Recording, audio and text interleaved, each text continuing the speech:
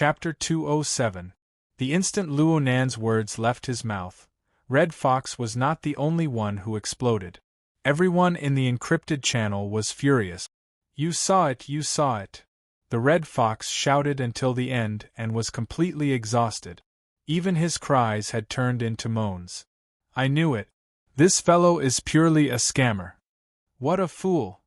Zhang Yingying slapped herself on the face, feeling too ashamed to face anyone. Even if Shuelei, who was beside her, looked at her as if she was a lunatic, she couldn't care less. How naive was she? Only then would they believe that the youth who was serious about becoming an employee could handle this matter by himself. Bamboo Pole, who had always thought that he possessed the calmness of a technician, couldn't help but say, in the future, it's better to let him use his pen and not his mouth. Truthfully speaking, Luo Nan's words just now really left people speechless. It would be too presumptuous to say that it was a request. After all, Fairchild had just expressed his attitude towards the secret-bound officiant, Anwang. That metal box was an important item that was not up for discussion. Why should he give it to him? A single mistake and they would fall out with each other. It would be absurd to call it a negotiation. Right now, the Order of Justice's secular faction had their eyes on this metal box. Even if they were to start a massacre in the bustling city center, they would not hesitate. With this kind of determination and willpower, anything could be burned to a crisp. Yet, you actually want to take it? What kind of spirit was this? Actually, Luo Nan himself felt a bit odd after he spoke those words. He saw the reaction in the encrypted channel and knew that he had said the wrong thing. But at this time, Fairchild turned his head and locked gazes with Luo Nan. He muttered to himself for a moment before nodding. "If you want it, here." As he spoke, Child had already tossed the metal box in his hand, crisp and efficient. "Don't take it. Can you not be so fragile? Look, he's taking advantage of the situation." The encrypted channel was filled with a wave of rejection, but it was impossible for Luo Nan to slap the metal box back. He instinctively extended his hand, and the metal box was placed between his 5 fingers. There was a slight feeling of heat in his hand, like the heat dissipating from a high-speed operating instrument. At this moment, in the encrypted channel, half of the people were wailing, while the other half remained silent. The atmosphere was like the end of the world. It was well done. If this chapter is not finished, please turn the page. Was he stupid? Hopelessly stupid? Luo Nan always had a bit of a temper. It wasn't that he couldn't accept opinions, but he admitted that his level of communication still needed to be improved. But what the hell was this atmosphere? As if the planet was going to explode in the next moment. The metal box had played an important role in the whole process. From the moment Guizhu confessed, it should have been obvious to everyone. He took a deep breath and sent out a message in the encrypted channel. Isn't this storage unit the ironclad proof that the Order of Justice is researching and experimenting with the human-faced arachnid? Yoho? Does young Master Luo feel wronged? The Red Fox sneered. Solid evidence? Based on the external parts of a robot? Based on the one-sided statement of a dead man? Or was it based on the obscure communication between Child and the secret covenant officiant? Young Master Luo, let me teach you something. The words of Krite is a secret covenant technique of the Order of Justice. No equipment can record it. Luo Nan was baffled. He continued to speak in the encrypted channel. The society intervened so early. All sorts of monitoring, perspective sharing, and video archiving have been done extremely well. The entire plot chain is clear and complete. It is far too easy to fake in this world. Your ability user society intervened so early. You guys must have made arrangements long ago, right? Red Fox mimicked the words of the Order of Justice, directly making Luo Nan choke. Luo Nan felt that he was unable to speak, but he was unwilling to admit defeat.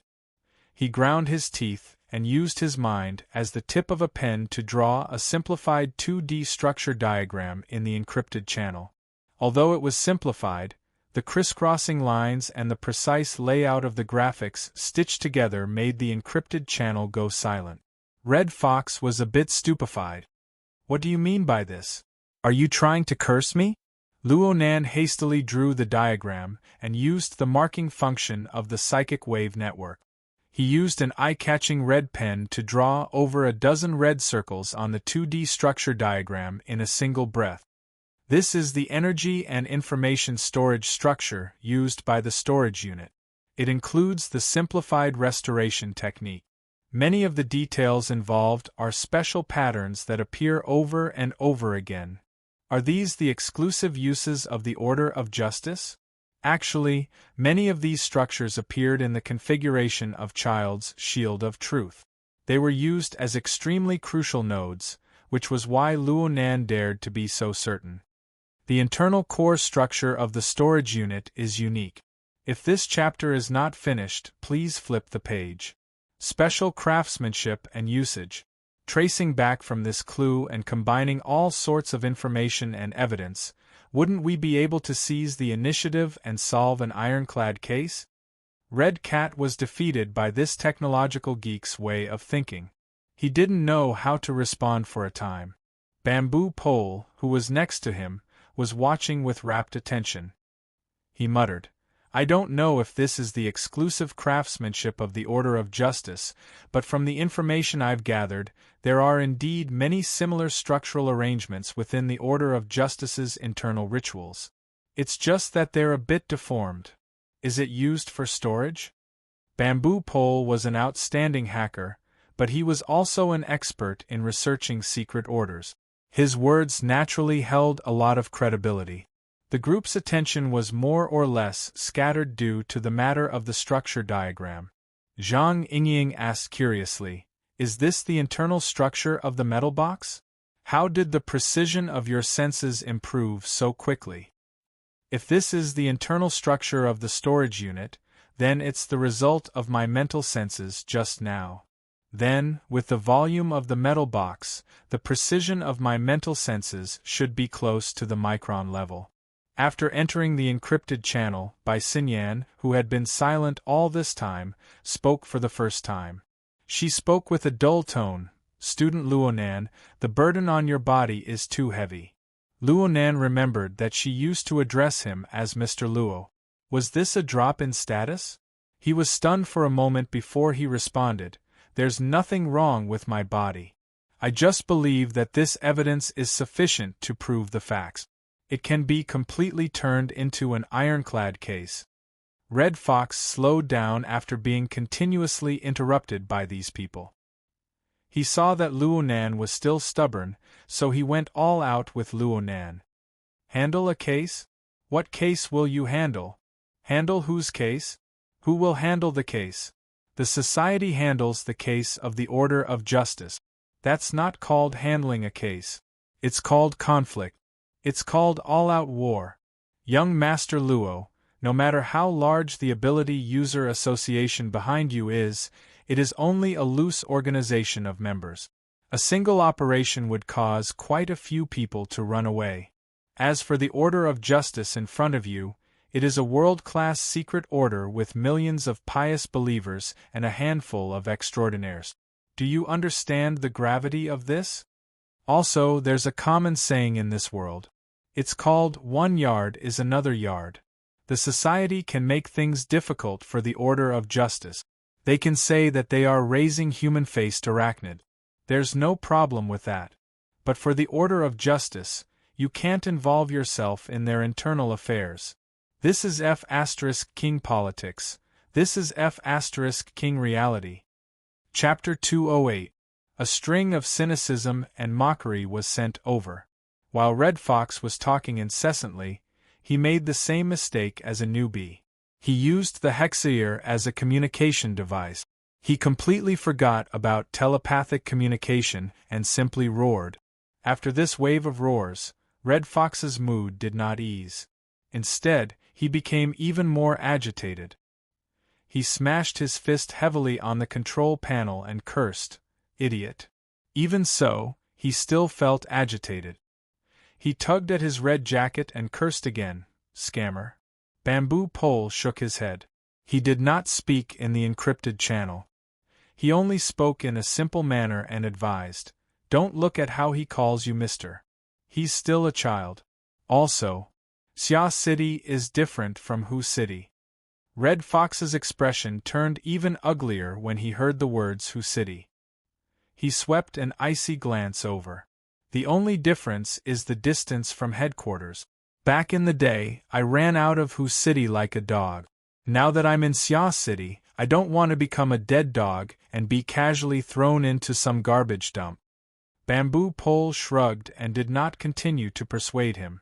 This was because the monitoring system showed that there were a few unfriendly faces heading towards the control room. He sighed and asked in the encrypted channel, "The expected trouble has come. What should we do?" He Wayne asked him, "Can you confirm the enemy's weapon right now?" Bamboo Pole understood Hiyuane's meaning.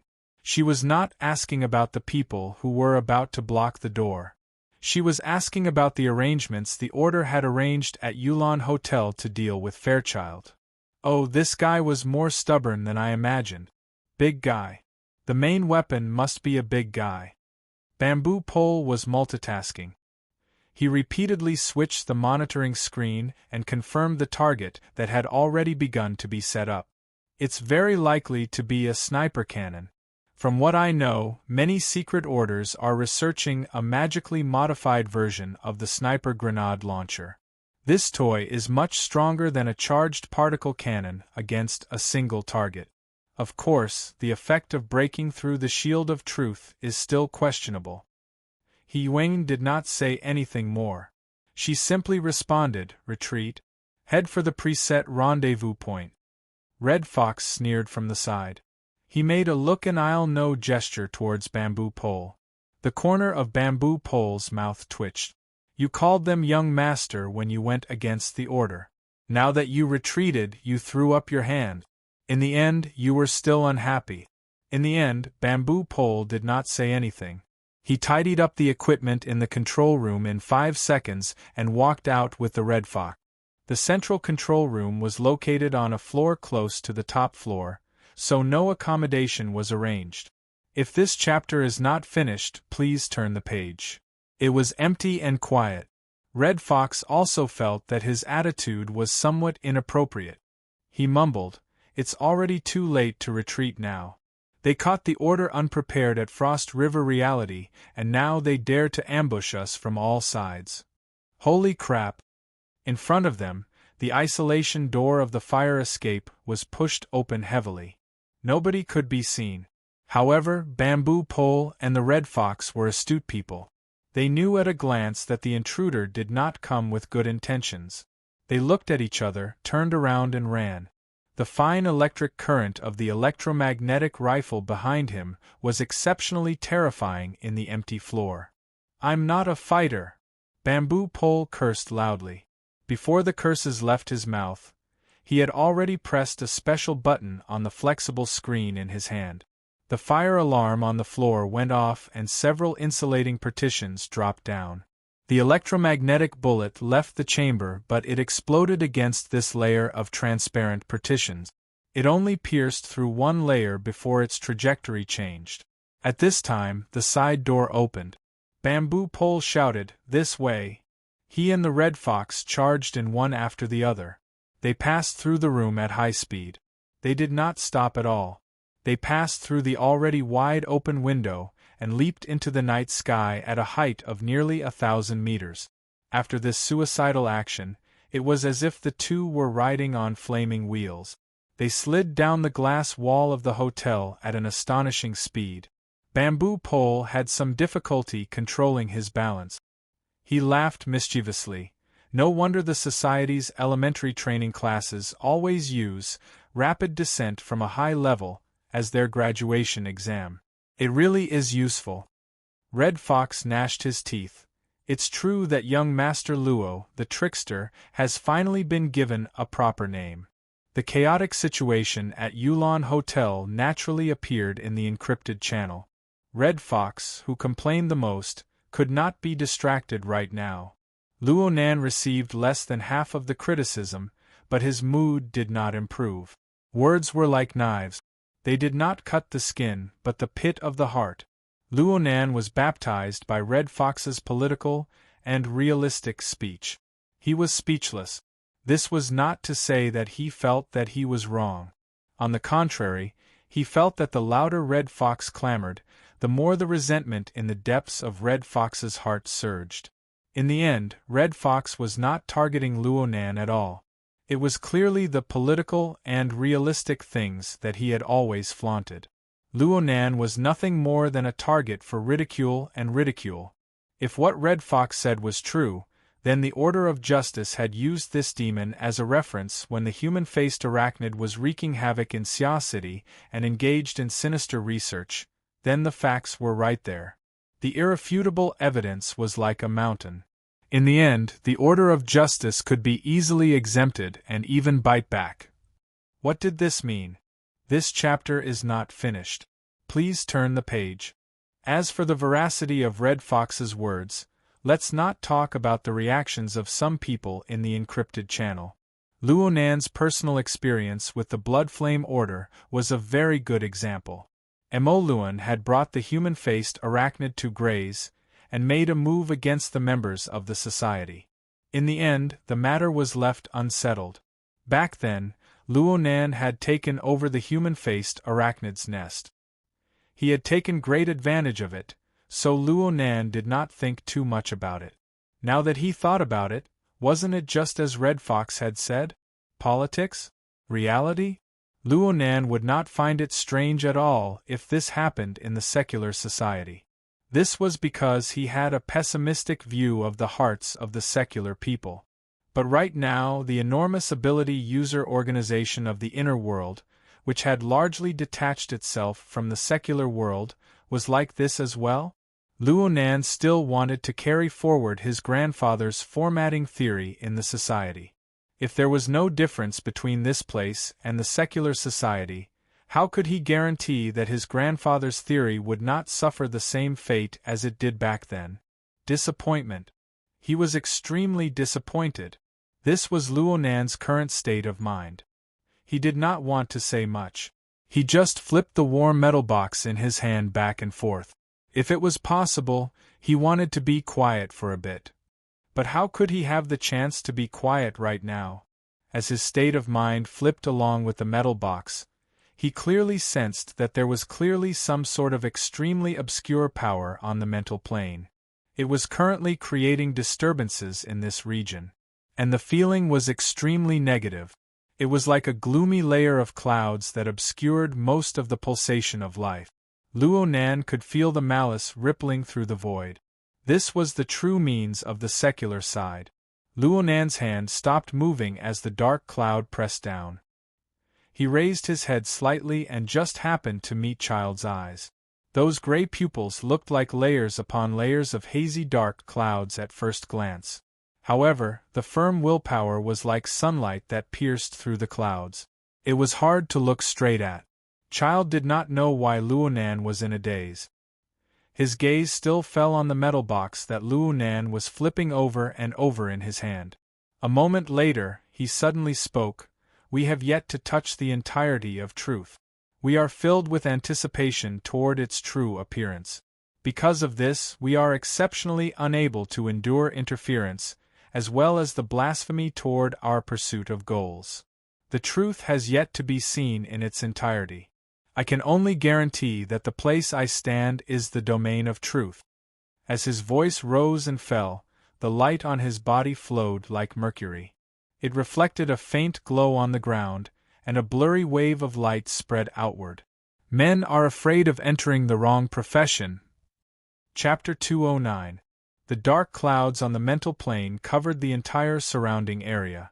They constantly disturbed and changed, attempting to attack Child's domain. Later on, due to the continuous changes, the essence of the dark clouds appeared.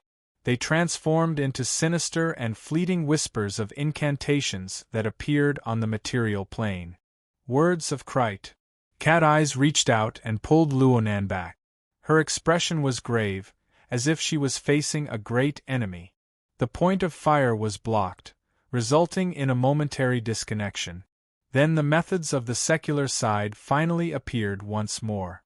Moreover, they had already given up on traditional long-range attack. They directly used extraordinary powers. This was not first ablatum and one's mode of pure communication.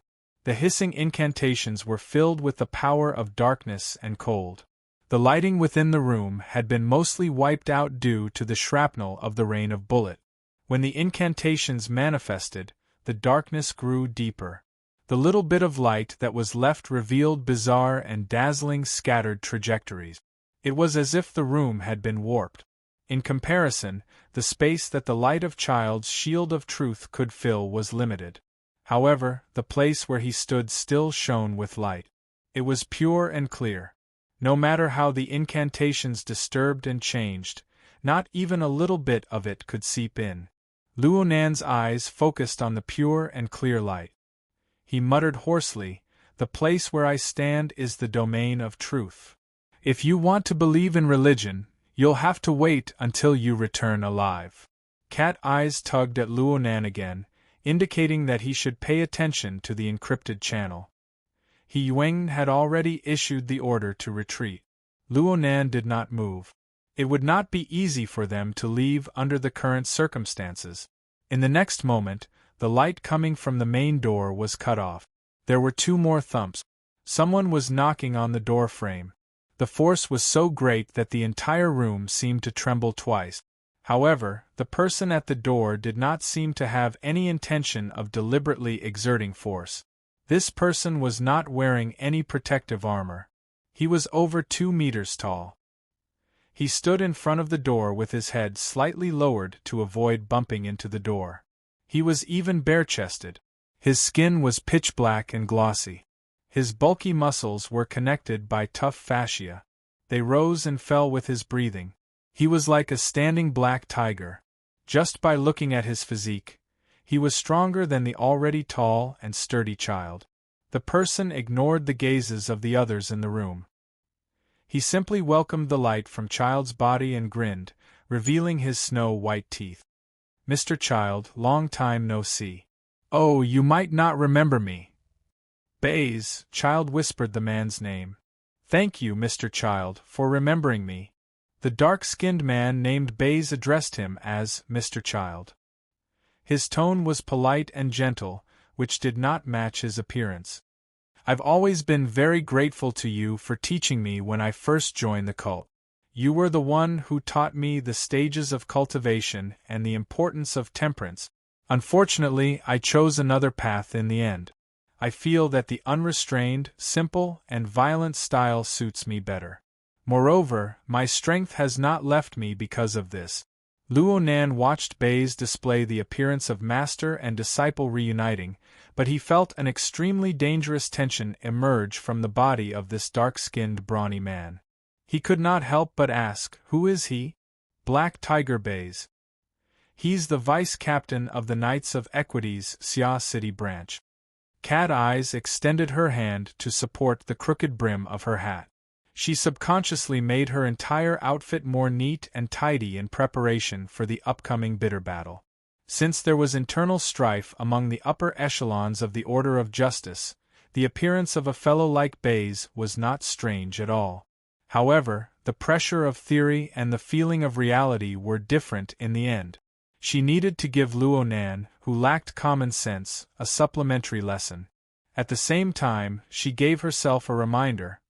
He's a freak who can defeat and awaken purely by relying on his innate physical strength.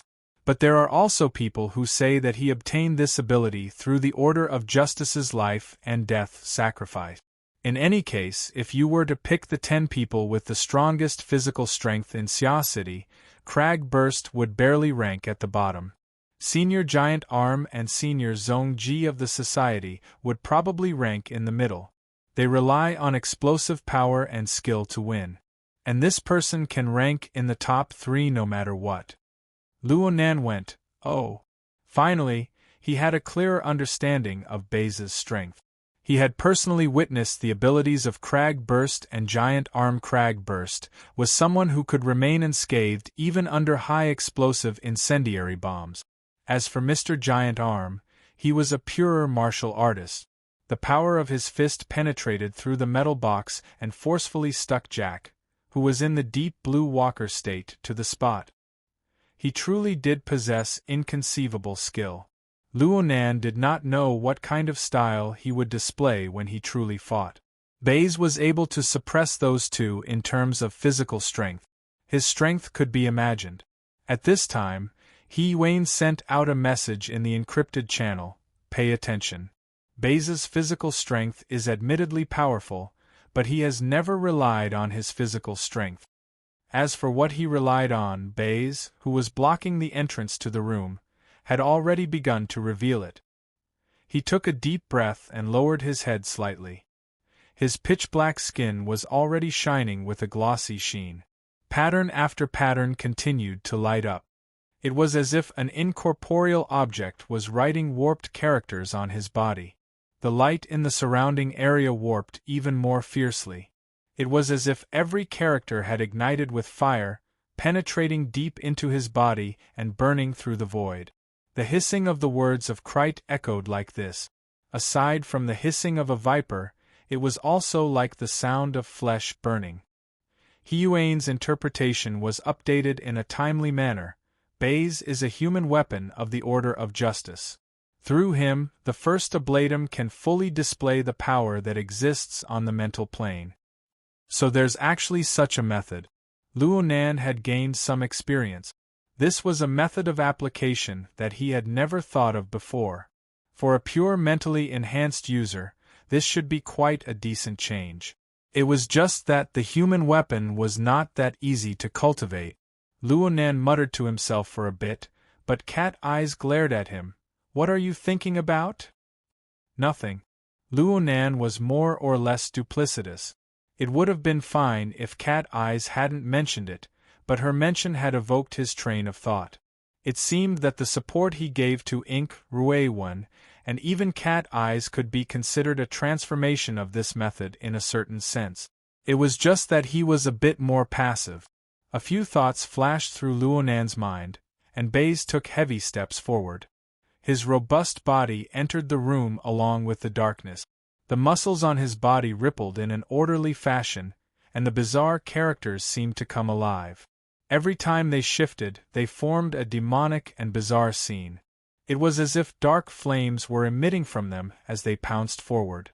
The dark flames intersected with the area of light around Fairchild's body.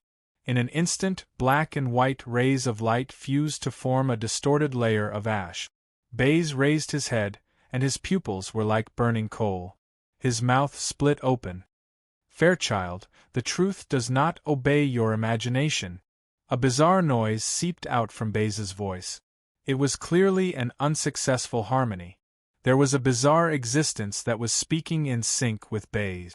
Fairchild's response to this was a single sentence. Scram. For the fastest and most accurate novel reading, please visit Chapter 210. Fairchild's snow-white robes fluttered, and the mercury-like radiance suddenly undulated. The gray layer that had just formed was torn apart. Baze's feet left the ground from the powerful assault, and he flew backward involuntarily. Mirror of truth. Through Cat Eye's shared perspective, a group of society members who had the time to watch practically spammed the screen with this word. Fairchild practically did not exert any strength in that instant. Instead, he used the Shield of Truth's outstanding technique to forcefully rebound Baze's attack back, allowing Baze to absorb it all. One only needed to look at the momentum of Baze's raging dark flames to know just how inconceivable it was to achieve this near-total reflection. This was Fairchild's most classic method of judgment. Though he had never determined the name of this move, he had long since given it a proper name in the circle of ability users. It had an illustrious reputation. Luo Nan could see it even more clearly. It was not a simple matter of the material plane, nor was it an effect of physics. It was a structural power formed by the mutual interference of the mental and material planes. He could even capture the entire process of the intense ripples that blossomed on the mental and material planes, separating and merging. In the end, they converged on the material plane to form an enormous impact force. However, Baze's mental plane remained stable. He even took the initiative to change the flow of energy. The impact force on the material plane became stronger, but it also eliminated the damage to the mental plane, maintaining the stability of the domain of words of Crite. From this perspective, Baze was not actually at a disadvantage. The power of the two had always been cutting back and forth between the mental and material planes. The most difficult part of this method lay in realizing the transformation technique of mutual interference. Whether it was Fairchild or Baze, they both achieved this through the structure of the interference of body and soul. Their inhumanly strong physiques and firm willpower were precisely the foundation to realize this transformation. It would be very difficult for Luo Nan to realize a similar transformation mode in his lifetime. However, Luo Nan being able to pry into the marvels of this was an inconceivable matter in and of itself. No one had expressed their views on this deep mechanism in the encrypted channel. Cat Eyes, who was beside him, could not even approach the battlefield with her mental senses. Otherwise, she would most likely suffer a backlash. As for Luo Nan, he was able to do all this easily because of his previous exchange with Fairchild. His thoughts were clear in the domain of the mutual interference of the mental and material planes. But on the other hand, he also vaguely sensed that his family's spiritual senses seemed to be somewhat different from others. He used formatting theory to cultivate his soul's strength. In terms of the depth of his clairvoyance, Cat Eyes, Mr. White, and other ability users who specialized in perception and the study of the soul had a faint advantage over him. At the very least, his clairvoyance method had never been successfully tracked by anyone. Ever since he understood the mysteries of soul breathing, he was able to switch between the shallow and deep layers of the mental plane at any time, making it even more difficult for the observed to fathom.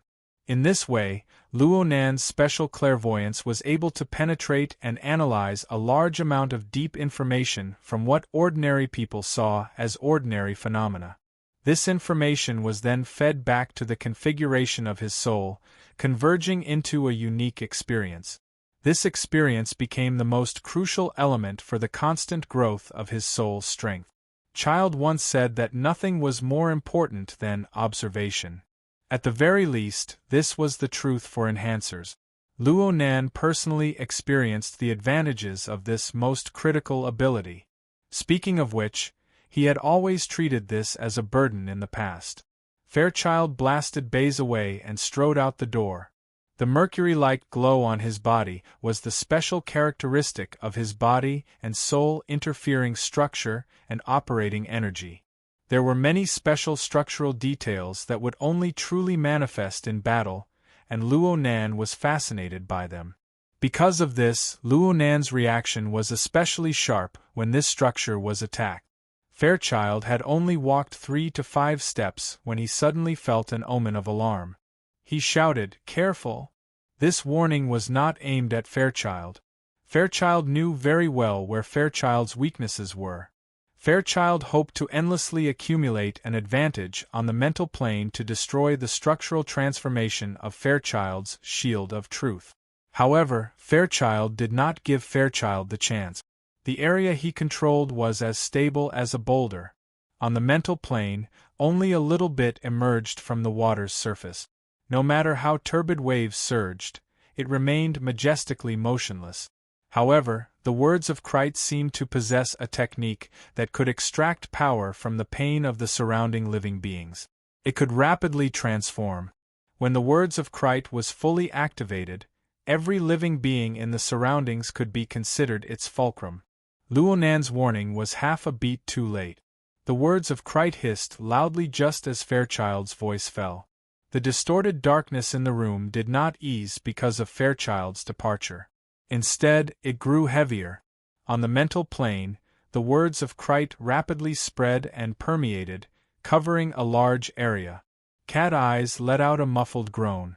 She released her mental senses out of habit. It was as if she had been bitten by a venomous snake. Her 5 senses and 6 senses all received an attack.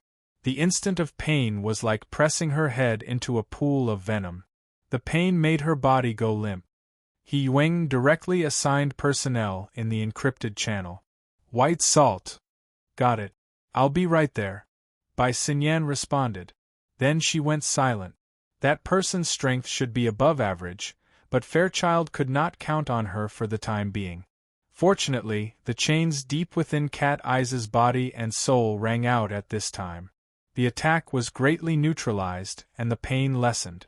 Cat Eyes could not help grinding her teeth again. She shot Luonan an ice-cold glance.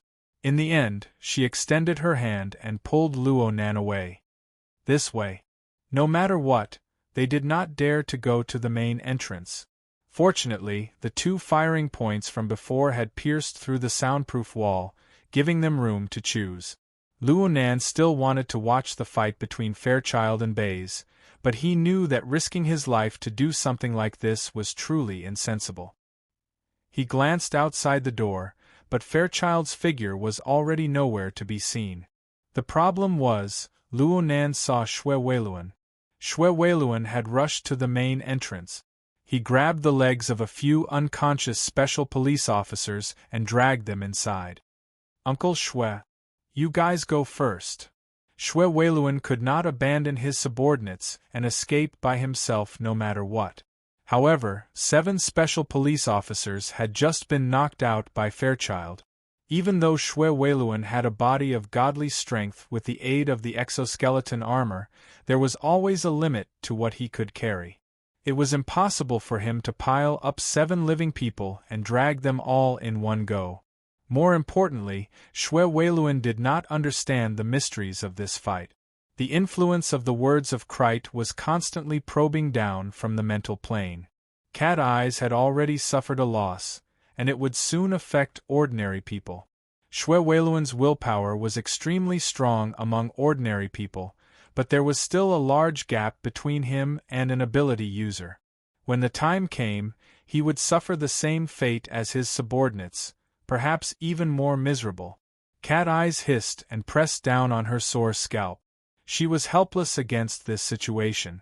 If this officer Xue had not used Zhang Yingying's channel to communicate with his son, she would have turned around and left without any pressure. However, after that experience, it would be unjustifiable for him to pretend that he didn't know anything. There are a total of 7 people. They need to run at least 2 rounds. Cat Eyes quickly came to a conclusion. She ordered Luonan, you climb over first. Connect with White Salt. She turned around to help as she spoke, but Luonan pulled her back. Wait!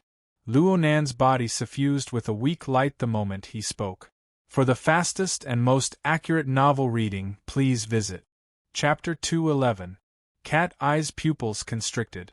She was able to sense that Luonan was utilizing his soul strength.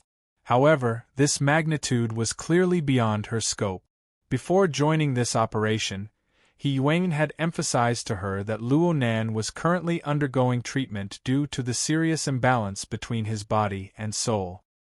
He couldn't utilize his abilities too much, or else his soul strength would cause serious damage to his nervous system. Luonan had already courted death once before. But back then, Luonan had been communicating with a crazy believer, causing people to overlook the risks involved.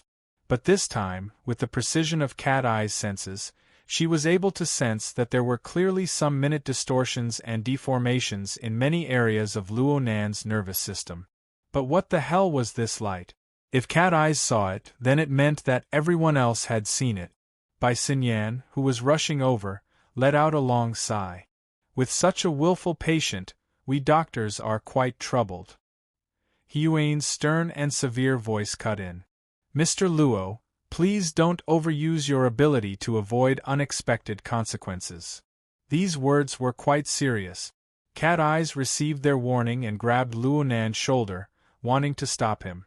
However, in the depths of his body and soul, the chains rattled.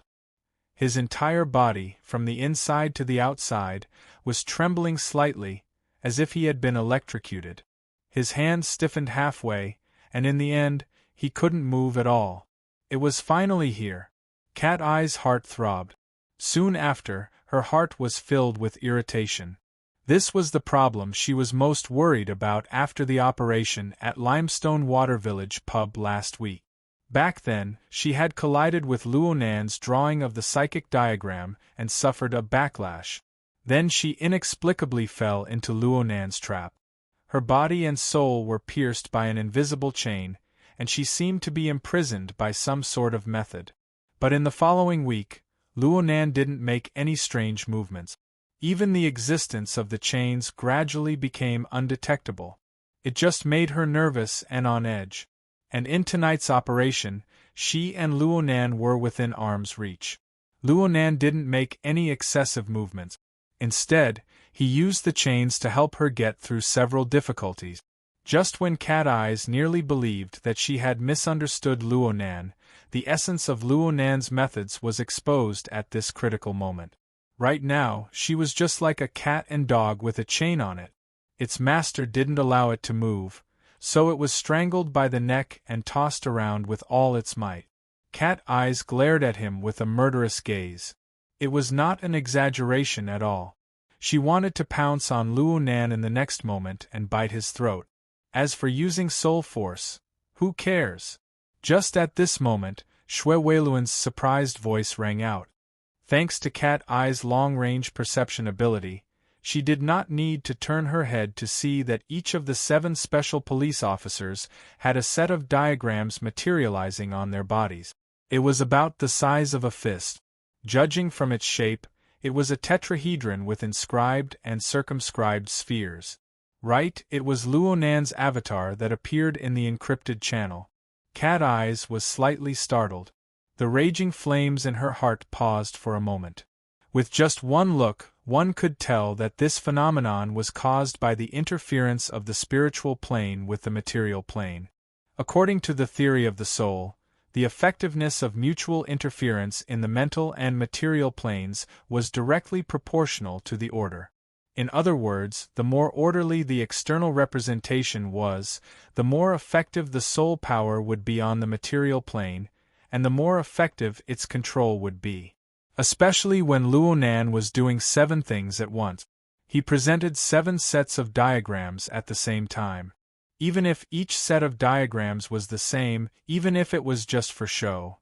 Before she could finish her thought, Cat Eyes sensed the bodies of the unconscious special police officers tremble. It was clear that they were showing signs of regaining consciousness.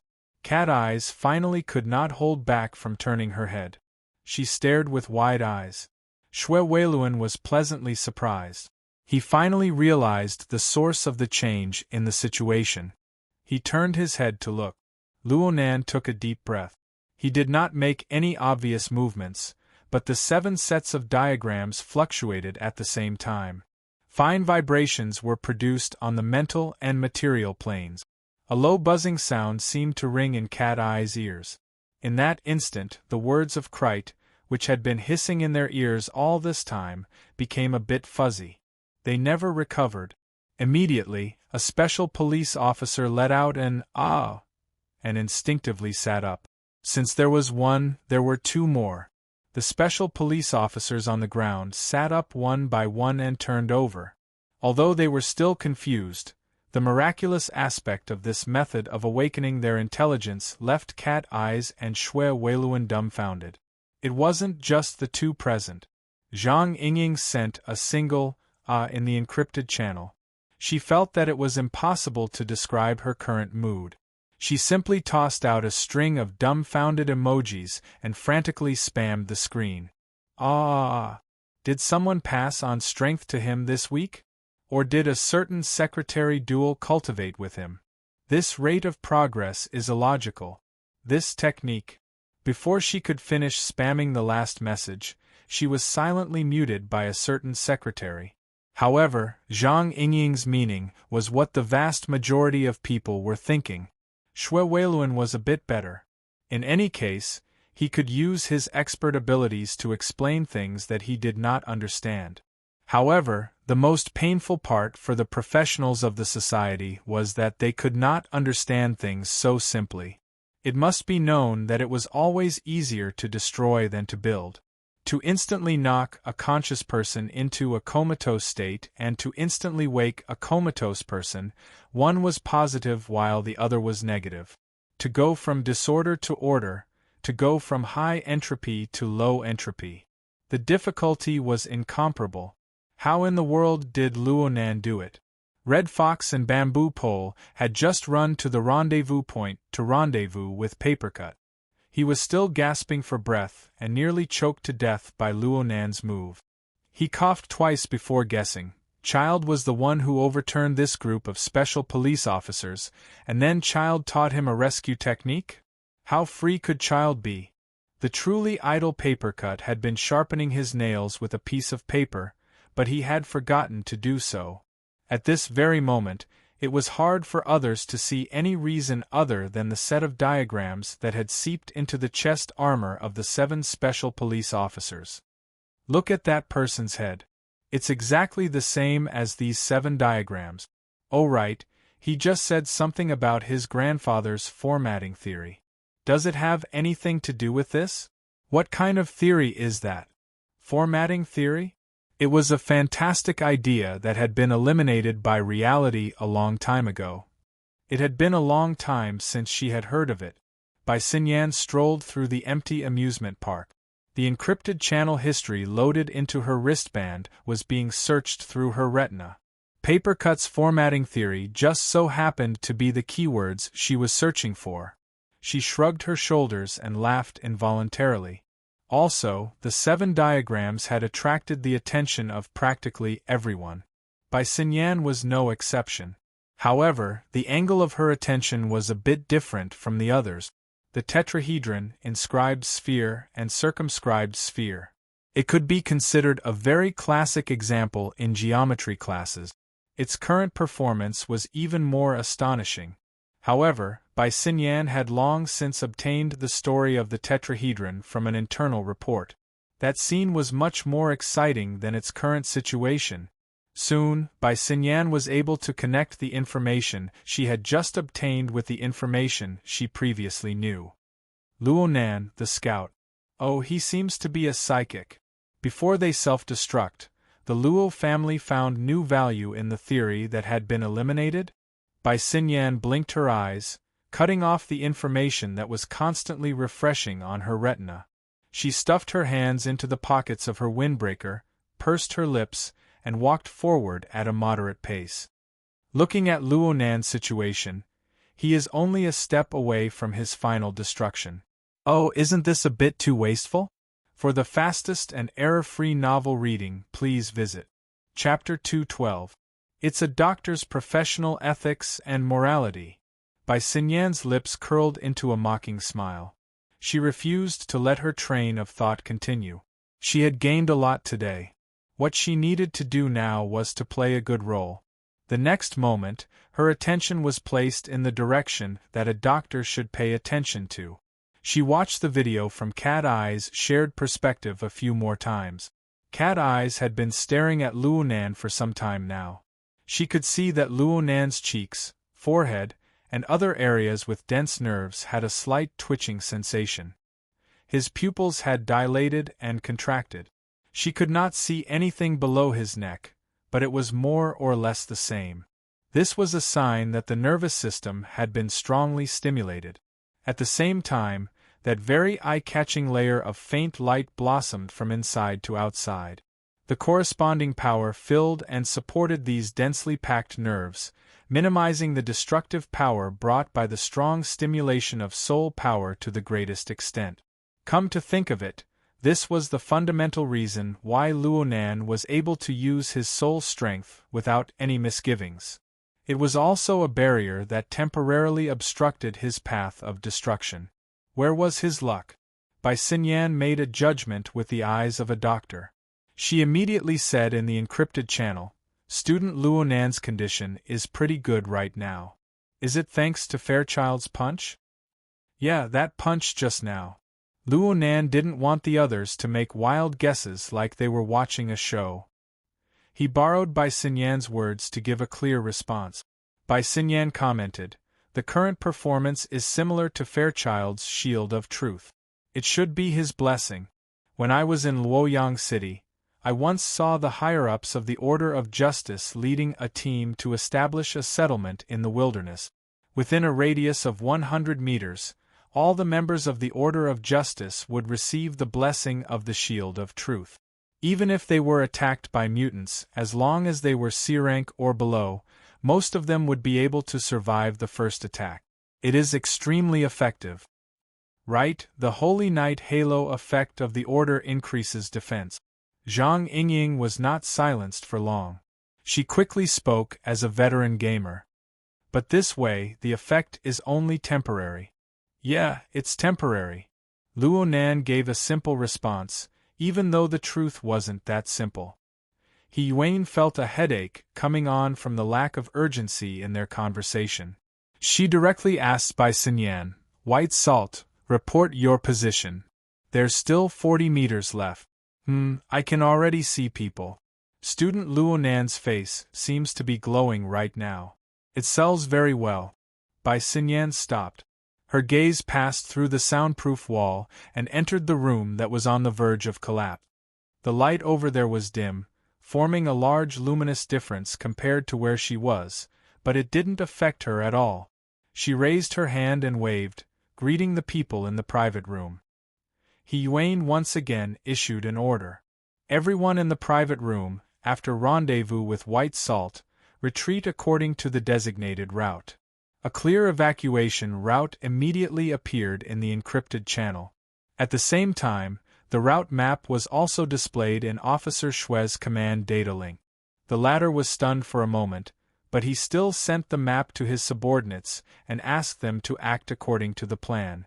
Quick, quick, quick! Bamboo Pole was the one urging him on. He continued to dutifully refresh information.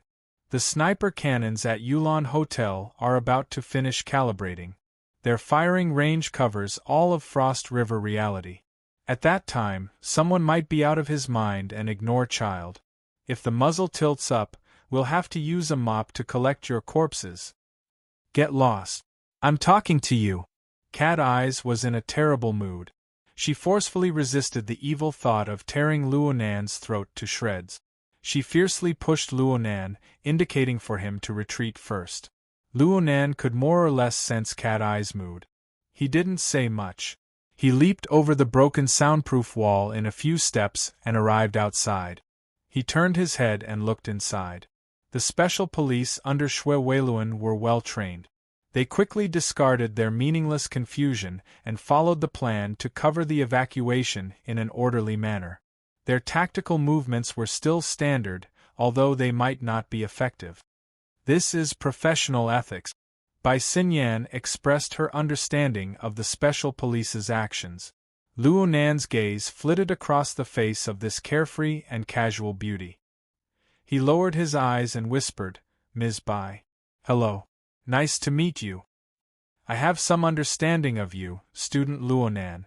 Bai Xinyan winked at him. She looked very cordial and easy to get along with. However, Luo Nan did not forget the 2-hour assignment at the Frost River waterway that she had arranged earlier. Not to mention the burner simulator that was closely related to it. Luo Nan was a bit wary of this beautiful lady. It was because of these thoughts that Luo Nan's gaze turned back and cut across the special police officers.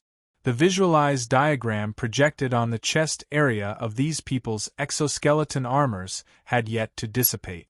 It must be said that Luo Nan's move was a bit too high profile. If this scene were to spread out, Yen Yongbo would have a rather unfavorable association with Luo Nan. Luo Nan also considered whether or not he should take back these diagrams. But at this time, a deafening rumble could be heard. The battle between Fairchild and Bays had entered an extremely intense state. The high-end immersion experience area of Frost River reality was rapidly turning into ruins. Fairchild still held an unshakable advantage on the material plane up until now. However, the range of effect of the words of Krite continued to expand. The special ability of the words of Krite to find fulcrums everywhere was too deceptive. Even Cat Eyes had fallen for it. Luonan thought for a bit. In the end, he did not take back his blessing. He even added one to Shui Weiluan as a precaution. Bai Xinyan observed with interest. Then she asked, "This move of yours is a bit like our family's old Bai's awakening phonetic interest. It's not just a simple awakening. There's also the flavor of a high-end integration. The method is cautious. Is this a technique of formatting theory?" "Your family's old Bai?" Luonan was stunned for a moment. He then realized that Bai Xinyan was referring to her father, Mr. Bai. From this form of address, it was impossible to tell that they were not on good terms. At the same time, Luonan admired Bai Xinyan's eyesight. He really was using the visualized diagram to imbue the rhythm of soul breathing into everyone's bodies, giving them blessings. Bai Xinyan's description was extremely apartment. This kind of lady really gave people a lot of pressure. Luonan grew more and more unwilling to converse with Bai Xinyan. It just so happened that a miserable scream came from within the crowd. The scream was sharp and trembling. It was simply the pain of having one's stomach ripped out.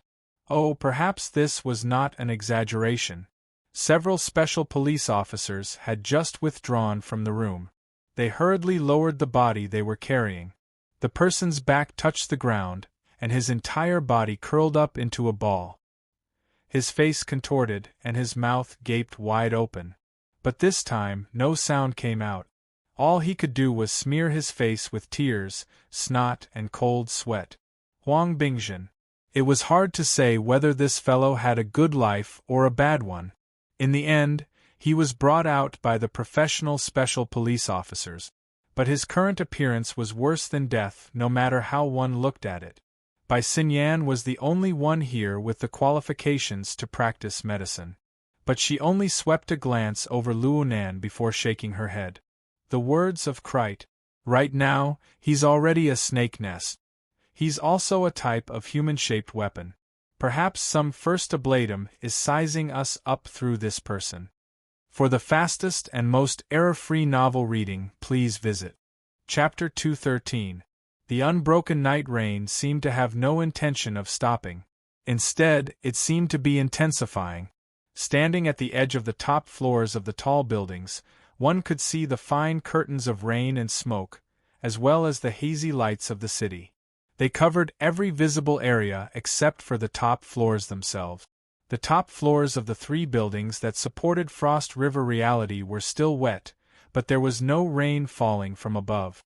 There was an invisible barrier that separated the top floors of the 3 tall buildings from the autumn rainy night of Xia City. This scene only lasted for about 20 minutes. At this time, there were more than 10 people bustling about on each floor. Some were moving equipment and some were drawing diagrams on the ground. They shuttled back and forth, and it was full of the feeling of haste. And Wang did not care what the people behind him were doing.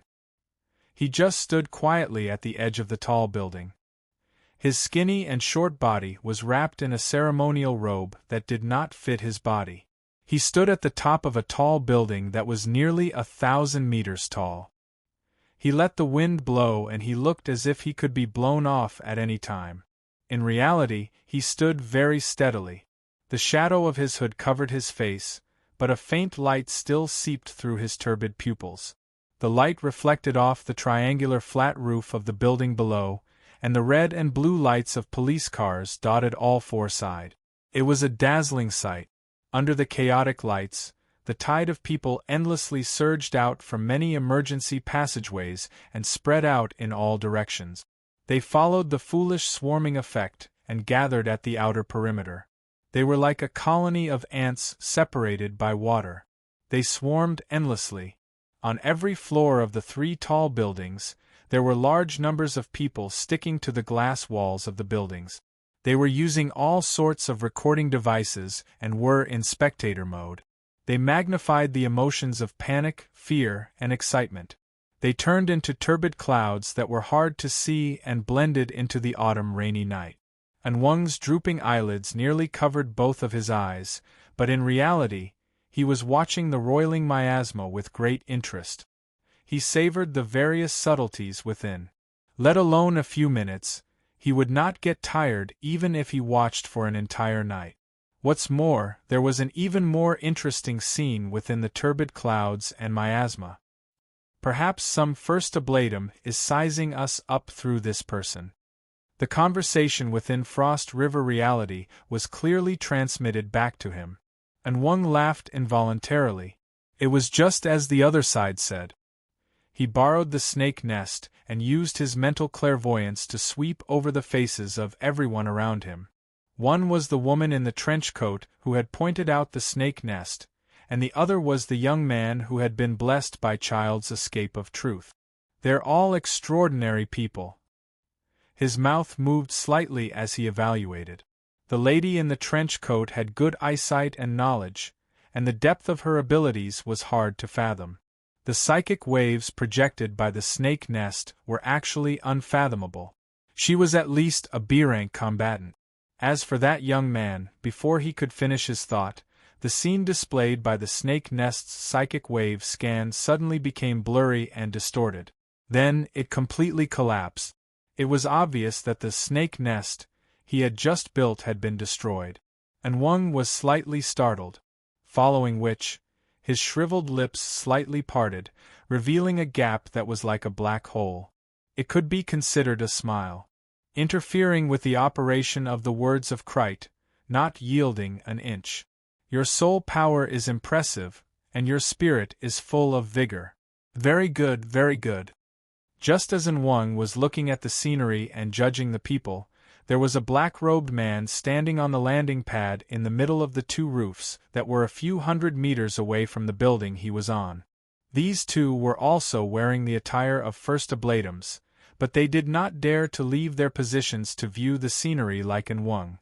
Instead, they were very solemnly arranging the people around them.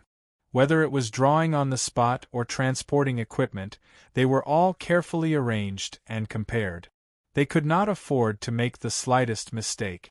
However, as the arrangements gradually became more and more appropriate, the two first ablatums found it increasingly difficult to calm down. As experienced first ablatums of the order, they were both well versed in the relevant knowledge and knew Child inside out. Of course, they could determine the odds of success in the upcoming conflict. The two of them communicated through the air for a moment. Finally, they could not help but ask Wang for instructions in unison. They walked on the mental plane that his subordinates could not perceive. The one in charge of communication was first ablatum Jing Xiao, whose position was just below Wang's. Wang, setting up the formation this way is fast, but it's ultimately a stopgap measure. It's too hasty, and it's hard to see full effect. According to our current estimates, the chances of us three first ablatums killing Child, even with the coordination of the formation diagram, do not exceed 30%. This is too risky. Should we reconsider? Wang did not immediately respond. He extended his two hands. His muscles and bones were exposed, and they were speckled with spots. They were filled with the smell of age and decay. They were even trembling slightly. His thumb and index finger, which could no longer be extended, separated and pressed against each other. They formed a triangle, attempting to encompass all of Frost River reality. Why kill Child? Why kill Child? Wang asked again. Haven't you had any doubts from the start of the operation until now? Or could it be that Child has ruined so many of your plans in Xia City over the years that you view him as an enemy? Is it only right and proper for you to take any action against him? The two first ablatums were somewhat dumbfounded. You were the one who proposed to kill Child, right? Now you're blaming us for not questioning, not speaking, and for seeking personal gain? Fortunately, Zheng Xiao had worked together with Wang for many years. He knew Wang's temperament, so he went along with Wang's tone and said, Wang, we actually have our concerns. After all, Child is an important figure on that side. He is the backbone of the most promising extraordinary. If things go wrong, the secular side and the truth side will completely shed all pretense of cordiality. This is something we do not wish to see. The two ends of the scale should maintain their distance. They should not interfere with each other and point fingers at each other. And Wang adjusted the angle of his finger bit by bit, but he directly determined Child's nature. Therefore, Child is not of the truth side. He is just an extremist, a paranoid, and an executioner. There should not be a place for him in the order. Jing Zhao's heartstrings trembled. So you want to eliminate him?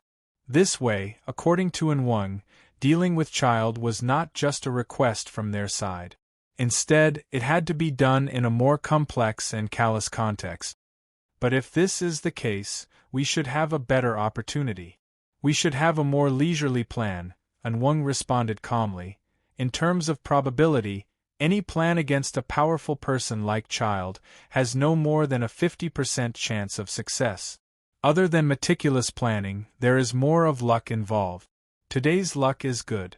The terrain, information, energy, and even an excuse are all in place. Why not give it a try? Give it a try? Jing Xiao smiled bitterly. I'm afraid we can't bear the consequences if we don't succeed. If they did not kill the tiger, there would be endless trouble in the future. If they really angered Child, it would lead to crazy revenge. The secular First Oblatums would probably have to sleep with their eyes open. Just the thought of it made them go crazy. What consequences can there be? An Wang coughed twice and turned around. He slowly walked toward the area where the array had been set up. The gate of truth is about to open. Even if that paranoid person is alive, can he be distracted? Stuck. Only one chapter today. Sorry. For the fastest and error-free novel reading, please visit Chapter 214. Jing Xiao was speechless for a moment. Only when An Wang was in position and the array diagrams on the 3 floors began to adjust and operate did Jing Xiao come to his senses. Are you joking, An Wang? Currently, there was news circulating within the order that the gate of truth was about to open. It was said that one could see the true form of the holy relic, the scales of truth, through this mystical gate. They could unlock the highest authority and obtain supreme wisdom. As the first oblatum in charge of local missionary matters, Zheng Xiao knew very well that this was the product of some priests using the recent earthquake in Xia City as a guide to spread their religion. They borrowed a few words from the scriptures of the church and used them as inspiration.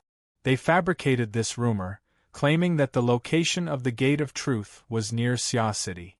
The earthquakes that had occurred for many days were the result of the holy relic constantly approaching the material world, causing interference. Every year, the priests of the secular side of the Order of Justice would come up with similar rumors to attract believers and expand the influence of the order. Jing Xiao had long since grown accustomed to this sight. It just so happened that the Order of Justice had seized the lead in analyzing and utilizing the human-faced arachnid. They had made considerable progress in their research and were about to launch a new product of faith. Jing Xiao wanted to ride on the momentum and did not place any restrictions on these rumors. How could An Wang believe such a groundless rumor? How could he tie up Fairchild's hands and feet? The old man's brain is muddled. Another first oblatum, An Chengli, sent a message through a private channel. Jing Xiao did not go along with this. Although An Chengli's words were rude, he was An Wang's grandnephew. He usually put on an honest and upright face and relied on insulting his own elders to get along with others. God knows what his own family members were saying behind his back. Plus, Zheng Xiao did not believe that there was a problem with An Wang's brain at all. An Wang was a secret-bound first oblatum, but he was older than 99% of the Heartseer first oblatums. It was just that he was too old when he received the revelation of the holy relic. His fleshly body could not bear it, limiting his accomplishment. Even so, the various priests, first seats, and even the Lord Archoblatum had to address him as An Wang. Over time, they even forgot his real name. An Wang had never disgraced this respectful title. Perhaps this old man, who was over 100 years old, had an unbearably decrepit body, but his understanding of the situation and his thoughts were clear and deep. He far surpassed these clear-sworn first oblatums. At the very least, Jing Xiao was ashamed of his inferiority. He could not help but think further. Was there some deeper meaning in Anweng's words? Jing Xiao recalled the relevant records. According to the Holy Bible of the Church, the opening of the gate of truth was the beginning of the change of the world. Last time, it was the aberrations that swept across the globe, completely changing the Earth's ecology and breaking the shackles of humanity's potential, bringing a revelation to the human world. The next opening of the gate of truth would undoubtedly change the direction of the human world once again. As for whether it would be prosperity or destruction, the canon did not specify. No matter what direction it took, how earth-shattering was this? If the news was true, then the upper echelons of the order would have exploded a long time ago. The first seat of the Sacred Hall of Justice, the various illuminating first oblatums, the high oblatums, and even the elusive Lord Archoblatum would have pushed aside all obstructions and gathered in Xia City. A storm had already surged in this place. How could the current situation be the same? Oh wait. If it was the gate of truth, if Xia City was truly in turmoil, what benefits would the order of justice gain? As the saying goes, pull one hair and the whole body moves. If such a huge scene were to occur, would they just wait for the government, the military, the ability user society, or other financial powers to share the fruits of their labor? Jing Xiao suddenly shivered as his thoughts reached this point. Although he was wearing a thick black robe, his entire body still trembled unconsciously. This was not fear, but the sudden excitement and pressure. Anweng, are you saying that the gate of truth really exists? Is this true or false? Chengli forgot to push Jing Xiao in front of him to block the arrow. He could not help but interject. Why isn't there any news from the upper echelons? Even if there was news, it wouldn't be for people of your level to know. Jing Xiao had always suspected that Anweng knew that his greatest strength was his self-awareness. That was why he transferred him over to form a team with Chengli, a young first oblatum whose ambitions exceeded his abilities. However, even though Chengli had 1,000 faults, his brain was not stupid. He immediately fired off a barrage of questions. Anweng, did the Lord Archoblatum have a sacred decree? If the gate of truth is truly about to open, do we have a grasp on the time and place? Could today's matter be just a reason? Yes, could it be just a reason? Jing Xiao was a bit uncertain for a time. If it really was what they meant by repairing the plank road in the open but crossing the Tsang road in the dark, they could borrow the conflict and internal strife between them and Fairchild to allow the secular side and the truth side of the order to converge in Xia City in large numbers, forming an absolute advantage. Then what were their current arrangements? Sometimes, Chengli was truly the best partner, especially when his brain was burning. He seized the opportunity to voice out Jing Xiao's doubts. If it really is like this, then we've all become the stage set? If Fairchild really is someone who can coordinate with us, then what credibility does this reason have? Anweng had only answered one question, but he had clarified many matters. Jing Xiao and Chengli were both silent. They needed time to digest everything. The night rain grew heavier and heavier. Even the rooftops, which were shielded from the rain, could still hear the sound of falling raindrop. Anweng did not give the two too much time to think. Soon, the mental domains of the two shuddered. Black light and white threads interweaved, and a classical hanging scale appeared in the depths of the void where it was difficult for the eyes of ordinary people to see. It announced its existence to the two. The black and white plates were placed on each side, and each had 3 chains of the same color hanging from them. The central frame was a strict contrast, and the base below was heavy and heavy. Aside from this, there were no other superfluous decorations. It was simple and plain. This was the projection of the scales of truth. It was the paramount sacred object of the order. No matter when, where, or what form it appeared, one needed to display a respectful attitude. The two first oblatums bowed at the same time and silently chanted the scriptures, temporarily washing away the distracting thoughts in their minds. At this moment, the scales of truth were not in a balanced state. The white plate was like a heavy weight. It sank to the bottom, causing the black plate on the other side to rise high. It gave people the feeling that it would topple over in the next moment. This unbalanced state was often the starting symbol of a powerful incantation of the order. Every method after that was to bring the unbalanced state back to a balanced state. They would obtain inconceivable and mysterious power in the process. However, the state of the scales of truth this time was somewhat strange. The white plate that sank was completely empty. At the very least, no heavy object could be seen. On the contrary, there was a small snake the thickness of a chopstick on the other side of the black plate. Its body was coiled around the plate, and its mouth was biting the snake's tail. Turbid clouds roiled around its body. This little snake biting its own tail was the materialization of the words of Christ. It symbolized the negative power of pain that they controlled within Frost River reality. It was also the only counterweight that needed to be constantly adjusted in the later stages of the game to achieve balance. However, from the looks of the unbalanced state, its weight seemed to be rather insufficient. It seems that the operation of the words of Christ is not smooth. Actually, Zheng Xiao wanted to ask which sacrifice was placed on the truth side, the white plate. And Chengli said, the absorption of the Christ is constantly being disrupted. Could it be that the ability users inside are up to no good? And Wang declined to comment. Let's take a look. For the fastest and most error-free novel reading, please visit Chapter 215. And Wang gave the order. Whether it was Zheng Xiao or Chengli, both of them had to instantly gather their thoughts and take their respective positions. At this time, the equipment on the roofs of the three buildings had already been installed and turned on at the same time. The one that occupied the core function was a special 3D projector. In an instant, 5 colored rays of light shot out, interweaving into countless layers of ever-changing structures.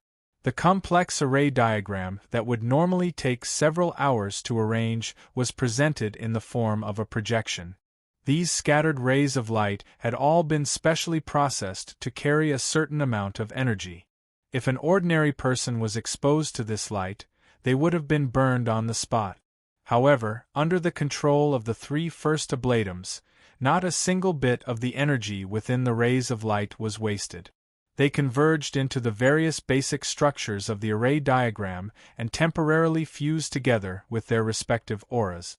Every first ablatum seemed to be wrapped in a cocoon of light. Within the inner layer of the cocoon of light, the basic runes of the demonic curse were arranged in order to construct a single spiral chain-like structure. It revolved around the body and formed the inner ring of the foundation. On this foundation, countless arcs radiated outwards, intertwining with the multi-pointed stars on the outer layer. They cleverly pieced together to form several dozen relatively independent gear structures of different sizes.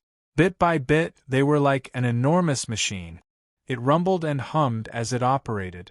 The outermost spherical boundary was formed from several dozen to over 100 ring-shaped arrays. The dim and slightly gray light was like rapidly flowing muddy water. It swished as it flowed. It seemed as if it could break through the canal and overflow at any time. However, it also obtained a powerful tension from this. Just like this, the 3 roofs of the 3 buildings had nearly identical magic arrays. They formed an equilateral triangular structure with bright ends and shapeless edges. This structure had a name. It was the evolution field. It was jointly constructed by the 3 first ablatums. It was a wondrous land that they all shared.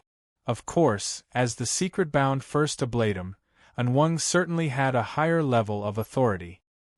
He also occupied a dominant position. In the center of the evolution field, the scales of truth that were in an unbalanced state were reflected. At this time, even though it had yet to reach the material plane, it had already entered the visual range of the surrounding believers. Immediately, these priests and members of the Order of Knights knelt down in accordance with the Order's etiquette. More or less, their hearts of piety and reverence converged into the array diagram. They transformed into specific information and intersected with the energy, making it more active. The activated magic array was gradually gaining control over the surrounding area. The most direct change was the range of detection. None of the three first ablatums specialized in mental senses. They were separated by a kilometer in a straight line.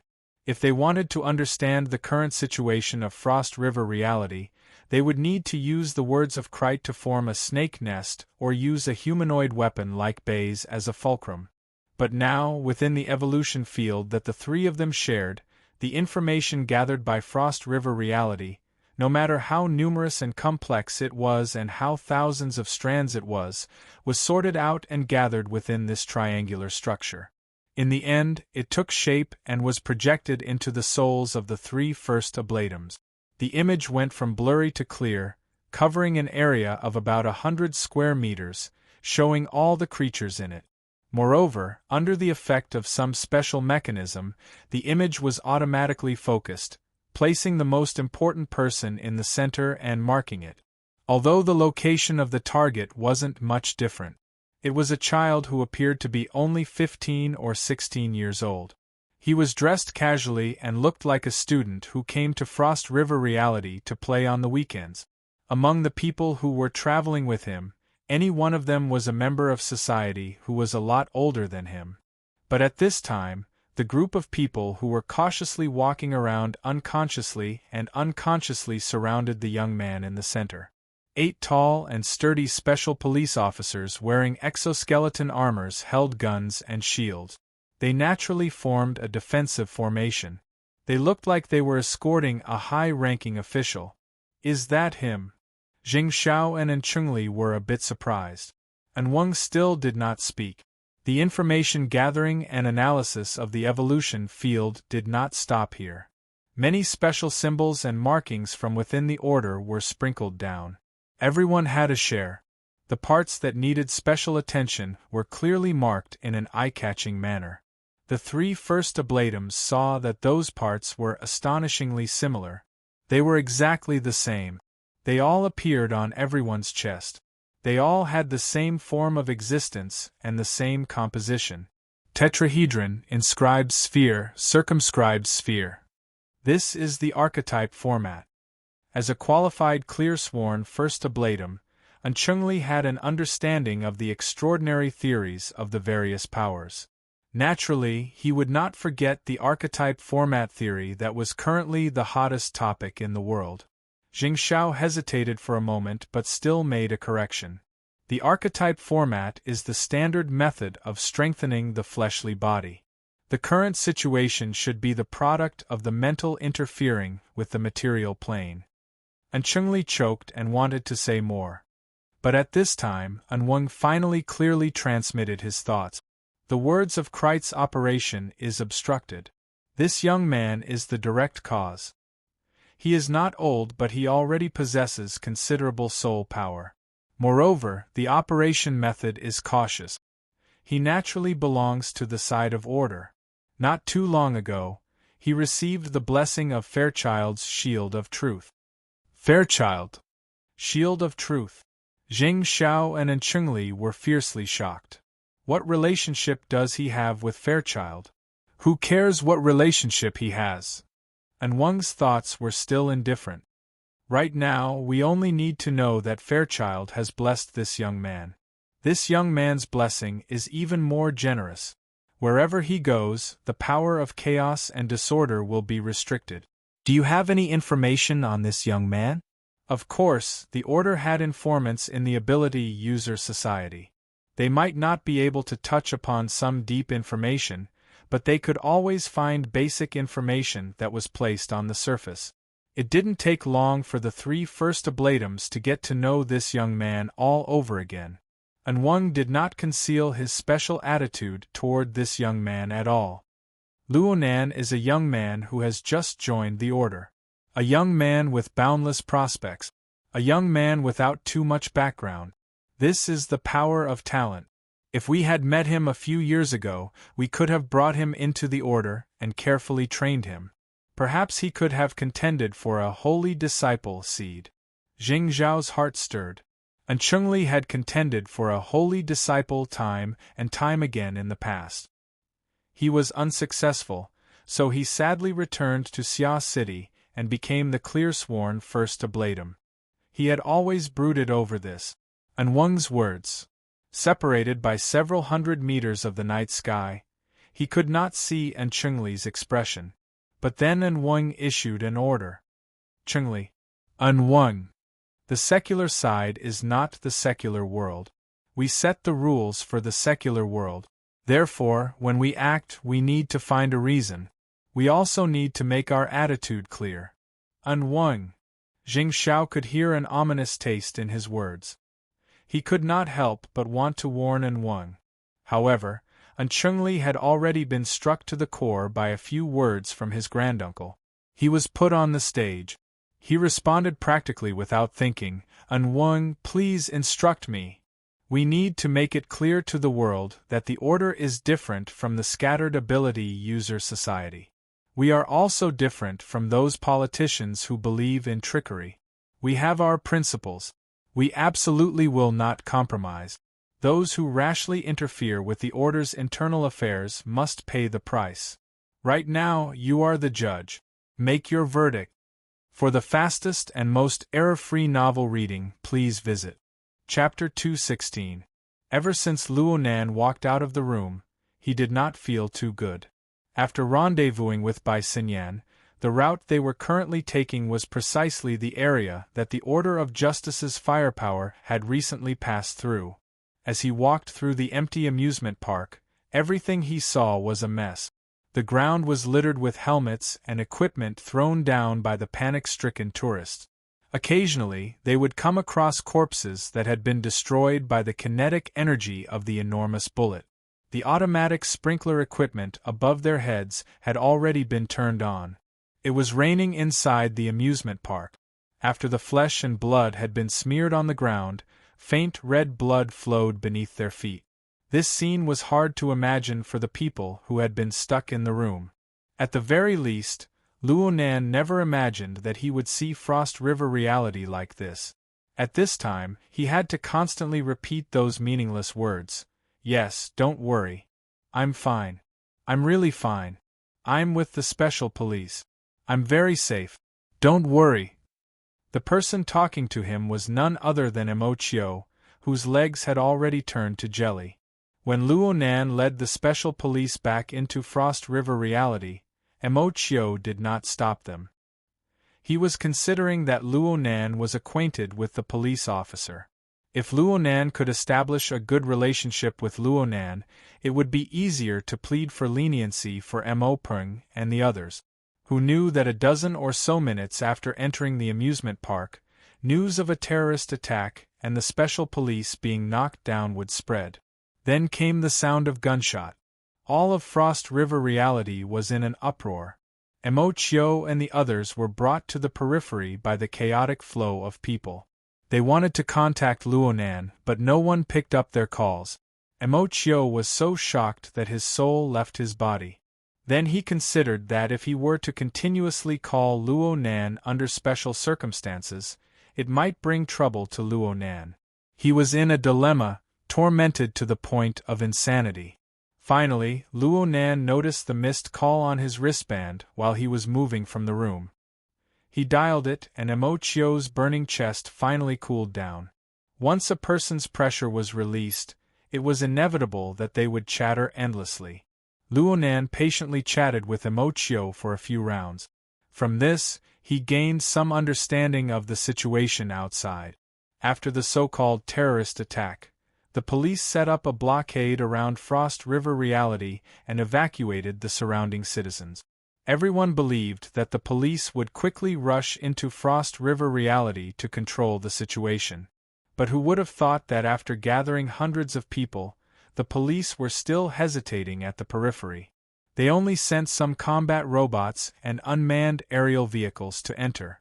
From time to time, they would rescue a few trapped citizens or carry them out. If this chapter is not finished, please turn the page. Apart from a few corpses, there was no other movement, causing many people to be dissatisfied. Luonan nodded when he heard how the police handled the matter. Yes, this is correct. Frost River reality was currently enveloped by the power of the Order of Justice's words of Krite. Any living creature that entered would likely be reduced to a snake nest, becoming a helper for the Order of Justice. The police had obviously been instructed to do so. Emo-Chio didn't understand. Nanster? Luonan had no way of explaining these things to Emo-Chio. He just said, Emo-Peng and the others have already been taken to the police station, right? That way they'll be safer. Third brother, you, senior sister Xiaolin, senior sister Tian, and the others should quickly retreat. The further the better. I just heard from an insider that this group of terrorists might be carrying weapons of mass destruction. Ah! Don't speak carelessly like this. Xue Weiluan heard Luonan spouting nonsense and hurriedly stopped him. Luonan made an apologetic gesture to Xue Weiluan and continued to explain to Emo-Chio, I'm following the special forces. I might evacuate in another direction. You guys don't need to worry about me. Just go as far as you can. Also, don't tell your family about this for now. Do you think that's possible? Emo-Chio laughed bitterly in the end. Right now the cameras of the entire world are pointed at you guys. Luonan ended the call with Emo-Chio. He could not help but imagine the rescue and corpses that Emo-Chio spoke of. An indescribable feeling of discomfort assaulted him once more. He could not help but let out another sigh. Xue Weiluan saw that Luonan had ended the call and walked over to remind him a second time. Luonan, it's true that you are an expert, but your family members are not. Their endurance is different. You can't guarantee that they won't spread the news outside and be used by others. Luonan just wanted Emo-Chio to take this seriously and quickly retreat. Comparing the words of Krite to a weapon of mass destruction was not too out of line. However, Xue Weiluan was an elder. Luonan obediently complied when he said this. Xue Weiluan had only said this out of professional habit. Actually, he had seen Luonan display the miraculous protective diagram technique and associated it with this young man's identity as an expert. It was inevitable that he would have some misgivings. Xue Weiluan saw that Luonan was still able to maintain the respectful attitude of a junior. His cultivation was extraordinary. Xue Weiluan's inherent impression of Luonan as a drug addict was immediately diluted. This chapter is not finished. Please turn the page. Many people had a favorable impression of Luonan. Xue Weiluan did not want to leave behind any sort of stereotypical impression for his son's good friend.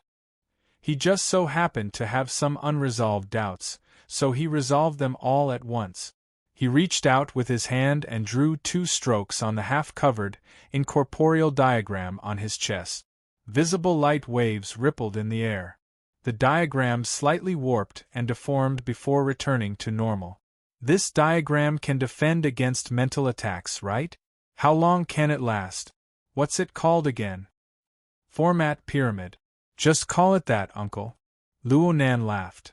It's a bit of an exaggeration to say that it can defend against mental attack.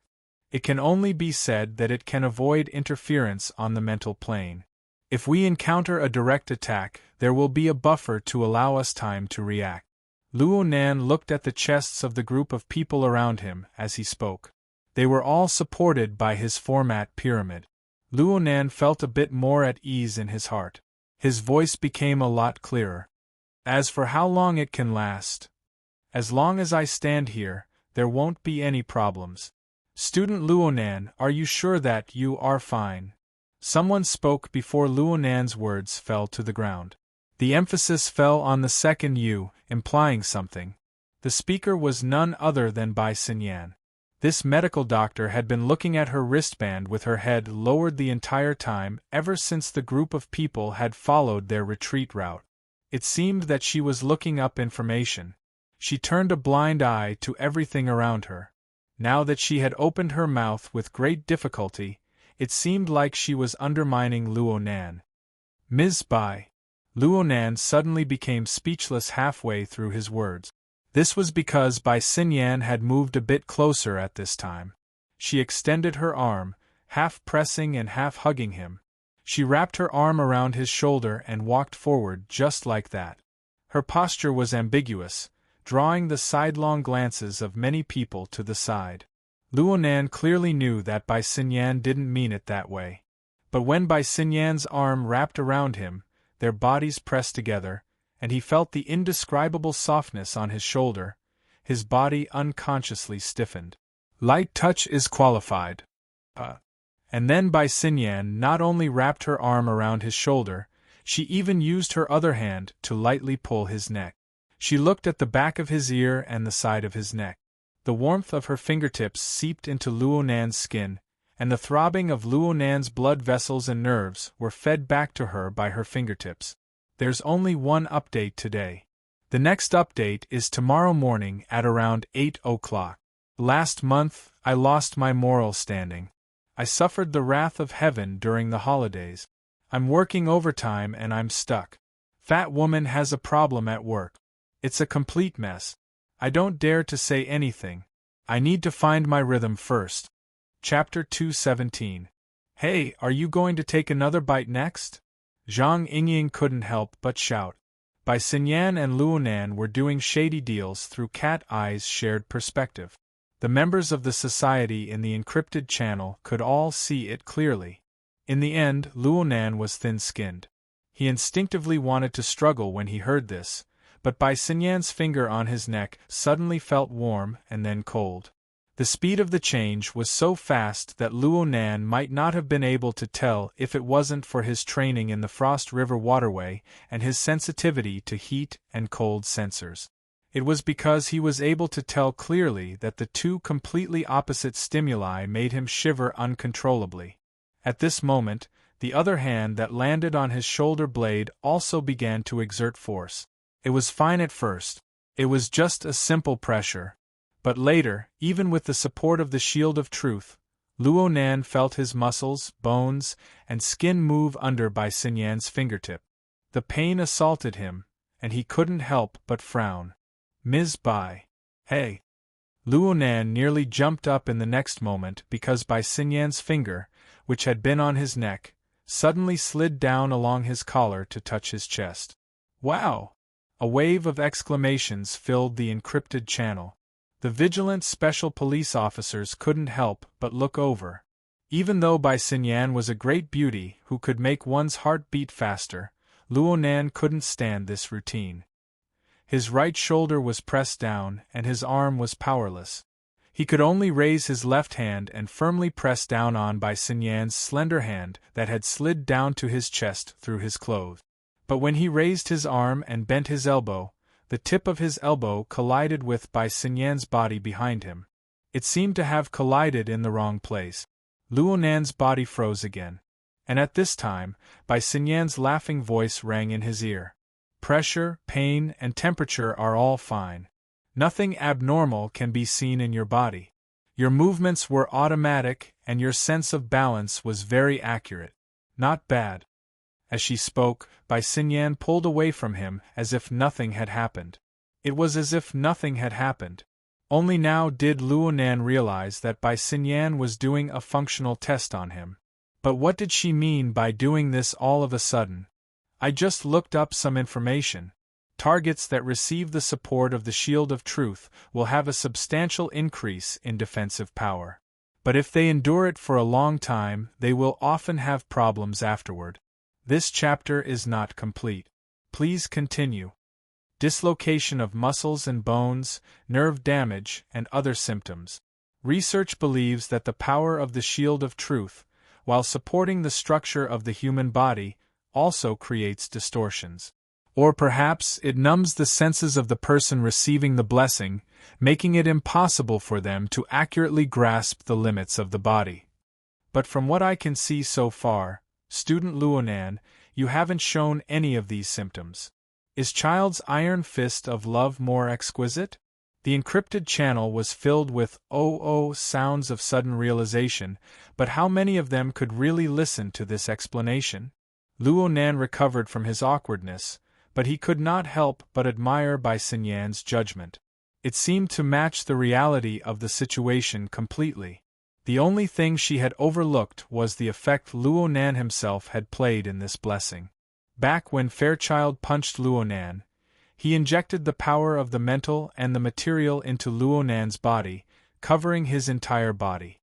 This blessing was exquisite to the point of being inconceivable. It seemed to seep into every cell of Luo Nan's body. Under the infiltration of this heavy power, the millions and millions of basic units within Luo Nan's body were strengthened layer by layer. They were also slightly distorted and dislocated. It was the same as taking some of the powerful basic structures of the Shield of Truth and reflecting them into Luo Nan's body. This caused the endurance of Luo Nan's fleshly body to increase dramatically. Bai Xinyan's judgment up to this step was correct. It could be assumed that a normal target receiving the blessing would not be able to receive this preferential treatment on the cellular level. However, the reason why Fairchild's strength exertion was so exquisite and only strengthened on the basic level was to give Luo Nan room for further control. Any other person would be stupefied for a period of time when faced with the exquisite structure of the Shield of Truth. It was already quite good for Luo Nan to follow the rules and regulations. However, Luo Nan had just received Fairchild's demonstration not too long ago. He was not clear on the particularly subtle details, but he could not be clearer on the basic concepts. Therefore, when Luo Nan unleashed his soul strength, he very naturally and very boldly utilized these basic structures. He used his soul configuration as a reference and combined it with the My Heart's a prison format formed from 5 years of taking medicine and visualizing. He underwent a second transformation, constructing a configuration outline that was more suitable for him. Luo Nan was still making fine adjustments to this configuration outline up until now, in order to seek a more harmonious and consistent state. Naturally, such precise operations would not cause the state shown in Bai Xinyan's data to appear. Only, this chapter is not finished. Please turn the page. Unfortunately, this sort of adjustment was temporary. It was a temporary transformation under the blessing of the Shield of Truth. Once the effect wore off, it would return to its original state. This point was similar to what Bai Xinyan had said. Luo Nan already understood Bai Xinyan's intentions, but her method still made Luo Nan brood over it. The heat on his face had yet to completely fade. He spoke a bit louder in order to conceal it. I just said that there's no problem. I was the one who asked White Salt to confirm it. Mr. Luo, don't blame her. He Yuan was the one who responded. Moreover, it was not in the encrypted channel. It was a direct sound wave transmission. Luo Nan was a bit stunned. He raised his head to look forward and saw He Yuan, still dressed in her professional attire. She stood within the hazy mist that sprinkled down from the ceiling. She bowed slightly to him. Her body was still dry and cool under the cover of the mist. It was as if there was an incorporeal power isolating her from external contamination. However, when her gaze pierced through the mist and arrived at his side, Luo Nan clearly felt a thin layer of haze hidden within her originally clear and bright pupils. It was hard for Luo Nan to be angry at this female secretary who had always given him selfless assistance. He shook his head, but He Yuan spoke before he could say anything. My next mission will be a bit more troublesome. If Mr. Luo can temporarily possess a stronger endurance after receiving the blessing of the Shield of Truth, he will be able to fully display his abilities. This will reduce the difficulty of the mission by quite a bit. Luo Nan's eyes lit up. He was just about to ask when Zhang Yingying was even more excited than him in the encrypted channel. Oh, are you going to start scribbling? Wait a bit. I'll be right there. Hey, it looks like you didn't bring that black book? Do you want me to find a pen and paper, a flexible screen, or something? There's a supermarket right next to me. Leicester, go. See if there are any high-end brands. Take 2. Shuelei, who was traveling with her, was certainly embarrassed. It was quite a while before he faintly replied, Are you really going to take them? Luo Nan was also baffled. Zhang Yingying had an even more excited appearance than him.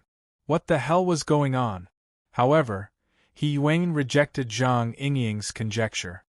No. What I need right now is Mr. Luo's all-encompassing perception and long-range strike abilities. Chapter 218. All-encompassing sensing? Kitty, someone is going to steal your job. Zhang Yingying chattered happily. Luo Nan participated in the society's operations with the identity of a scout. His identity was classified, so he did not reveal it to the public. However, it was impossible to be completely impenetrable within the society. At the very least, it was impossible to hide it from people like Zhang Yingying. She did not find it strange that Luo Nan possessed this ability. It was just that she did not directly expose his identity as a scout. But He Yuan was the one who strongly advocated the secret setting of missions. She took the initiative to blur the boundary between Luo Nan and a scout. It was somewhat unusual. Zhang Yingying would not let this opportunity slip by. She immediately sent He Yuan a private message. Hey, you knowingly break the law. This time, He Yuan did not respond at all. Luo Nan was a bit surprised, but he was more concerned about He Yuan's request. Speaking of which, ever since he met this secretary, this was the first time she had given him a mission so clearly instead of a protective restriction. It made him a bit eager. He Yuan spoke softly. Bamboo Pole, report the situation at Frost River Reality. Okay. Bamboo Pole responded lazily. According to the secretary's request, I'll send everyone a picture. As they spoke, a fully labeled real-time dynamic map was released in the encrypted channel. It was a remodeled map of Frost River Reality's elevation structure. It was translucent and very clear. The secretary, Yingying, and student Shuelei have already cleaned up Frost River Reality. The military and police battle machines have already entered the scene. Most areas have been cleaned up, but there are still some areas that cannot be controlled. From the search of the surveillance system, there are still around 5 to 7 gunmen of the order. Most of them are concentrated at the junction of Area A and Area B, controlling the external passageways. At the same time, they are under the protection of bays and the other humanoid weapons. The red dot on the dynamic map is the one. Luo Nan looked very attentively. He took the initiative to ask, how many are there like bays? Cough. Boss Luo, there is only one humanoid weapon like bays. If there were 2 more, you wouldn't have been able to leave the room alive. Bamboo Pole had to correct Luo Nan's misconceptions. However, there are slightly inferior humanoid weapons. They are the Ablatum Knights of the Knights of Equity. Xia City only has a small team. Including bays, there are a total of 9 people. If this chapter is not finished, please turn the page. Since they were after Fairchild, they should all be here, or at least half of them. They should be near the area where Fairchild and bays were fighting. The problem is that even if these people didn't merge with the first Ablatum's power, they are still equivalent to C+ level ability users. Purely relying on the monitoring system, it is extremely difficult for us to detect their existence. In other words, you want me to find all these people. Luo Nan didn't feel that this mission was that difficult, but there was one thing he didn't understand. A C+ rank ability user. How powerful are they? Bamboo Pole found a reference for him. The secretary's entry assessment is C+, which is probably the highest level of an awakened. Luo Nan drew in a breath of cold air. He had seen He Yuan fight many times. That kind of swift and fierce rhythm made people feel that even if it was a thick steel wall, she could still cut through it with one slash. With He Yuan's strength, there were 8 or 9 of them at once. Of course, the highest level of the association's assessment can only be C+. I personally believe that the secretary's strength should be able to reach B+. Speaking of which, Boss Luo, your entry evaluation is only E+, which is a serious underestimation. Thanks. Luo Nan expressed his thanks to Bamboo Pole, but he still couldn't figure out how to calculate the strength of a C+ rank. Perhaps the only people who were more confused than him were Xue Weiluan and a few other special police officers outside the circle. Bamboo Pole simply switched to another reference. Then let's take Yingying for example. Her strength is only at C, but her white rainbow has an attack power that can reach the C+ level. Zhang Yingying's image flashed in Luonan's mind, and he let out a breath. That's good. You with the surname Luo, why don't you stick your dog head out and try? Zhang Yingying's furious voice came from far away. Her snow-white long legs swayed, stomping on the water as she came over. Her imposing manner was oppressive, causing the special police officers on guard to move out of the way one after another, making a path for her.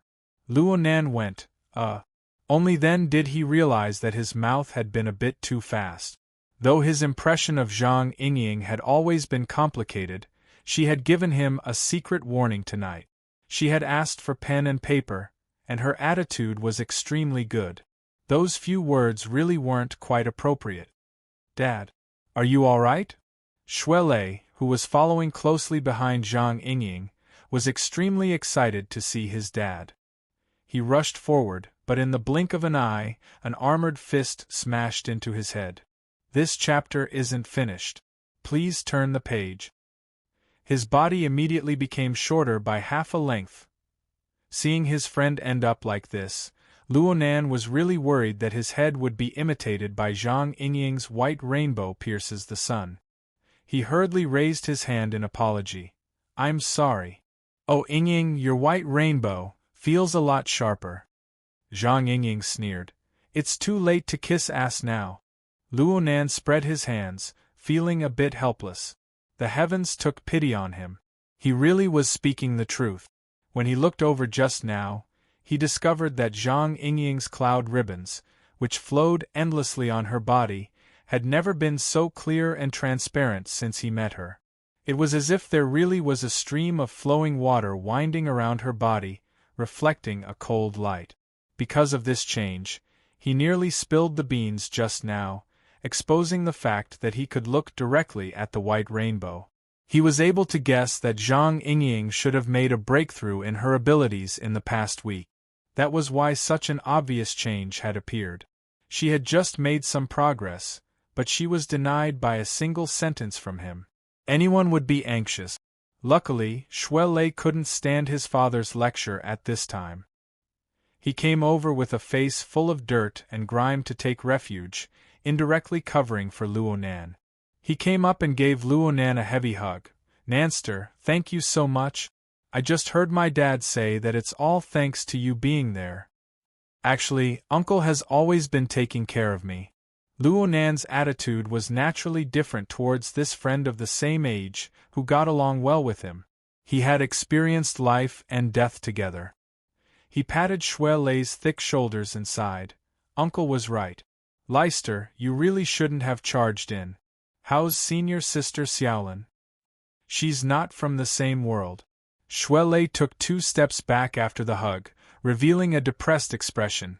These are her exact words. Sigh.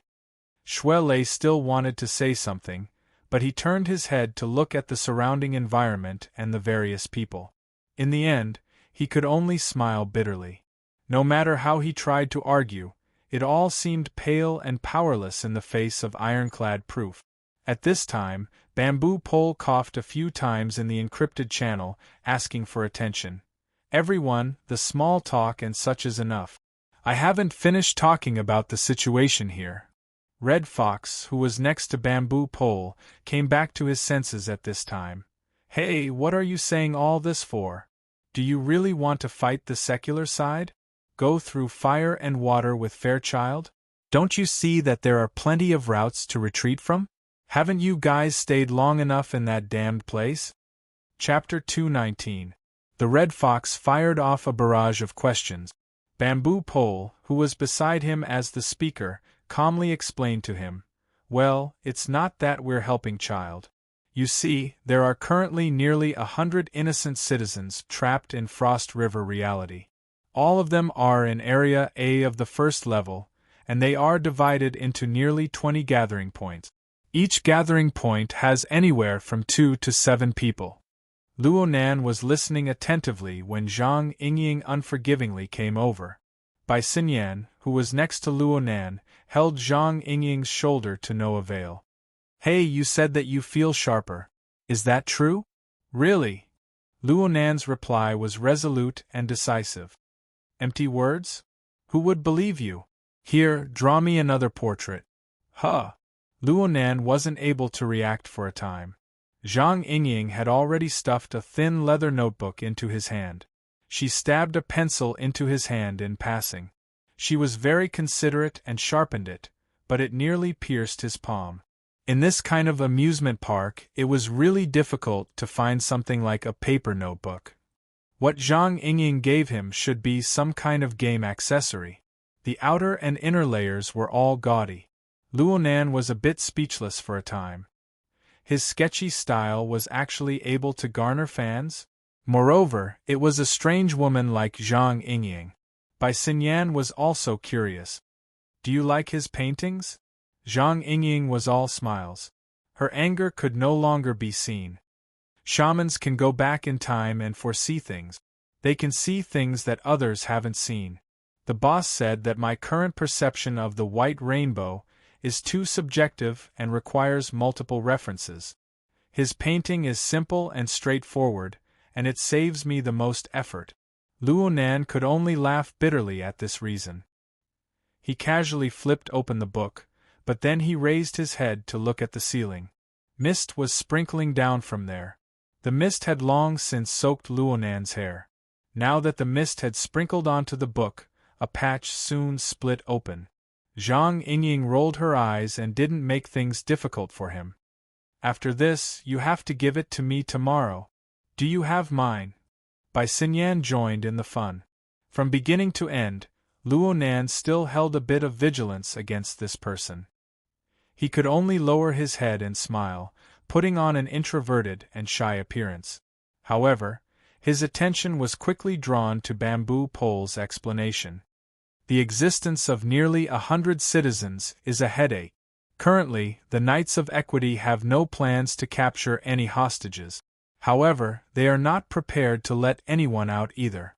If this chapter is not finished, please turn the page." Bamboo Pole then played a video, which showed that the gunmen were guarding the exit. As long as a citizen tried to escape, they would shoot through their legs with light weapons, leaving them to scream and groan. It was a very cruel scene. At the side, Shuele hissed. He was very uncomfortable with this scene and couldn't help but mutter, "Isn't this a hostage? They're just building a snake nest." Bamboo Pole adjusted the screen so that everyone could see what was going on. Those who tried to escape, after their legs were pierced, became the best carrier for the words of Krite. The pain they suffered increased by several times, but they couldn't even faint. They could only struggle and scream, letting the invisible viper slither in and out. Soon, they were on the verge of death.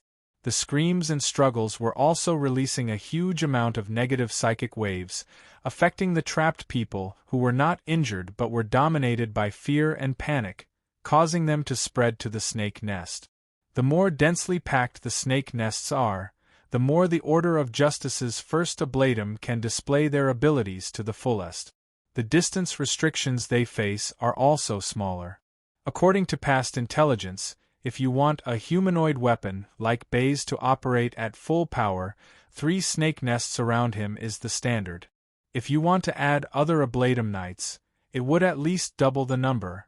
Speaking of which, it was a very correct choice for you to bring that rich second generation over. Boss Luo's format pyramid is also very powerful. Bamboo Pole was referring to Huang Bingjin, who had fallen back into a coma. Luo Nan had added the format pyramid to Huang Bingjin's body, suppressing the effects of the snake nest. Luo Nan received praise, but he didn't feel any joy. Shuele couldn't bear to watch the cruel scene of mental torture on the monitor screen. Luo Nan was the same.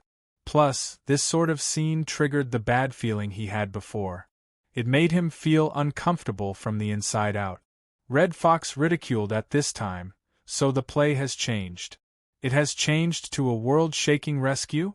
I say, is childishness contagious? One devilish brat is enough. Luonan felt bad. He had been inexplicably implicated. His heart was even more vexed. He took a deep breath and suppressed the pain in his finger. It turned out that he had unconsciously exerted strength in his hand. In the end, he broke the tip of the pencil, and the sharp point pierced into his finger. At this time, Zhang Yingying spoke in the encrypted channel. Hey, Fox. Enough of your squeaking. The order of justice wouldn't scare you to this extent. This chapter is not finished. Please turn the page. They were originally on the same side. Who would have thought that Zhang Yingying would go back on her word? And so would Bamboo Pole. Red Fox was already in a bad mood. Now that he was angry, he spoke without restraint. I'm sorry, but I really wasn't scared by the order of justice. I was scared by my pig-headed teammate. The order of justice does things without the slightest scruple. They are one of the big three. If they can do something, they can handle it. No one can do anything to them. But the devilish brat is different. He doesn't even know the basics of choosing a battlefield. He wants to play with a big scene. What human-faced arachnid, Fairchild, words of Crite. His tempo is flying. You guys aren't afraid of getting your faces blown up when playing with explosives, but I'm afraid of getting shit blown up. Look at these innocent civilians. Didn't they get hit by the explosion? Zhang Yingying flew into a rage. Fox, don't go too far. Red Fox's words were far too incisive. Luonan really did forget to breathe for an instant. He just instinctively pulled out the tip of the pencil from his finger, letting it fall into the shallow water on the ground. His exquisite perception inexplicably locked onto the entire process of this tiny object's fall. This included its flip, its entry into the water, and the tiny ripples it created. Luonan used this method to distract his mind and enjoy a moment of tranquility. But by the time his attention returned, the boiling heat in his chest became more and more unbearable. He wanted to follow this burning emotion and argue loudly. He wanted to denounce Red Fox's stubborn and unreasonable attitude. But in the end, he did not say a single word. He just lowered his eyebrows and retracted his eyes. He carefully limited the range of his mental senses to a range of 10 meters. Layer by layer, he expanded outwards. 10 meters, 20 meters, 50 meters. Soon, the range of his mental senses surpassed cat eyes. It continued to expand outwards. As the range of his mental senses rapidly expanded, the flow of information pouring in from the outside increased exponentially. The feedback of this information was not like the simple soul configuration, which could realize the convenient conversion of energy and information. The information had to follow the functional mechanism of the human nervous system and pass through specific neurotransmitters and various other forms of stimulation.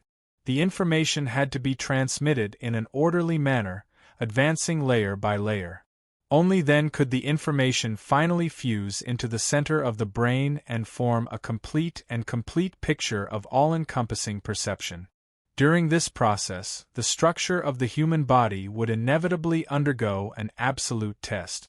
In a few breaths of time, all sorts of detailed information about the environment of Area A of Frost River reality rushed toward Luonan like a rising tide.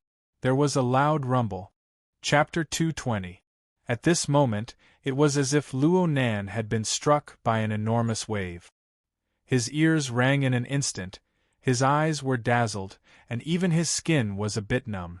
However, his endurance was different from before. His mental plane was stable from beginning to end.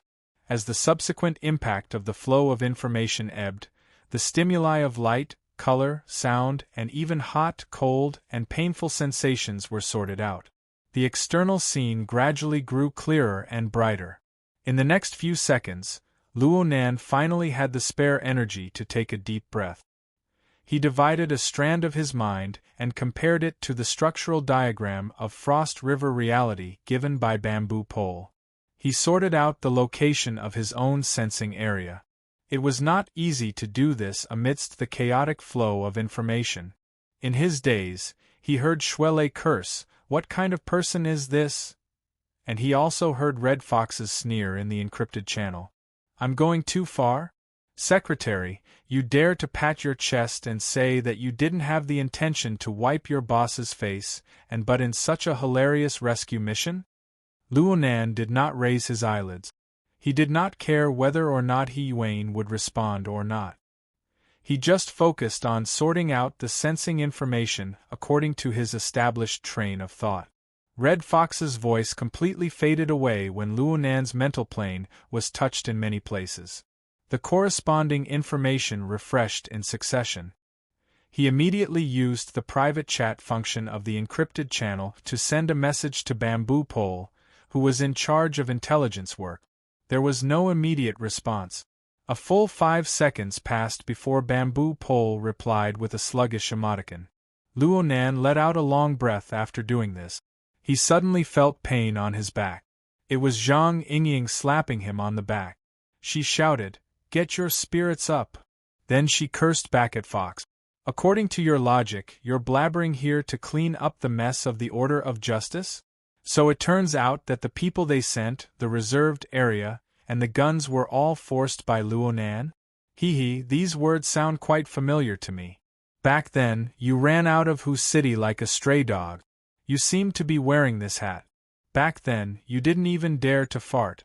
Now that you have the chance, why don't you seize the moment and throw this smelly thing at someone else?" At the support point, the Red Fox was infuriated after being exposed by Zhang Yingying. He had committed the most basic of mistakes. He immediately opened his mouth and roared into the channel, "It's easy for you to talk. Why are you playing with double standards? Do you want to F***king bet on what kind of faces those people from headquarters will have? Maybe we don't need to go too far. Let's watch the news tomorrow. What kind of attitude will Xia City's government and the military have? Bet that you'll run away again?" Zhang Yingying spat. "If you have the guts, go yell at headquarters and the government of Xia City. When the courageous are enraged, they draw their swords towards those stronger than them. When the cowardly are enraged, they draw their swords towards those weaker than them. Have you ever learned this in elementary school? If this chapter is not finished, please turn the page. If not, I'll teach you for free." Yingying. Probably feeling that the team's atmosphere was on the verge of collapse, He Yuan finally opened her mouth, stopping Zhang Yingying from continuing. But now, Zhang Yingying was also furious. If she didn't like it, she wanted to stab him back. "I'm sorry, we don't know each other that well. Don't call me that intimately. I don't want to say it a third time." "Oh right, Secretary she asked you to pat your chest. Don't back down just because you don't have the capital to back down." The conversation between the two of them didn't need to be transmitted through the encrypted channel. This kind of face-to-face situation was much more direct than in the channel. For a moment, everyone raised their eyebrows. Under everyone's gazes, He Yuan's face was devoid of joy or anger. She replied calmly, "I want to correct a mistake of yours. Mr. Luo isn't weak. The things he can do are much, much more than what you're arguing with your mouth. Right now, the intelligence information has been adjusted. Please receive it carefully, everyone." "Hey! Ha!" Zhang Yingying and Red Fox used emotionless tones to respond to He Yuan's forceful change of topic. The only thing they had in common was dissatisfaction. However, He Yuan's words, "Mr. Luo," shifted the focus onto Luo Nan. So much so that Bamboo Pole coughed a few times in an attempt to rouse everyone's attention, but it was to no avail. He could only helplessly play the picture. "Fine. You guys should see for yourselves. I'll just mention one thing. The previous data is for reference only. From now on, all intelligence updates regarding the interior of Frost River reality will be based on the new picture." As he spoke, 2 moving pictures that looked almost identical simultaneously appeared in the encrypted channel.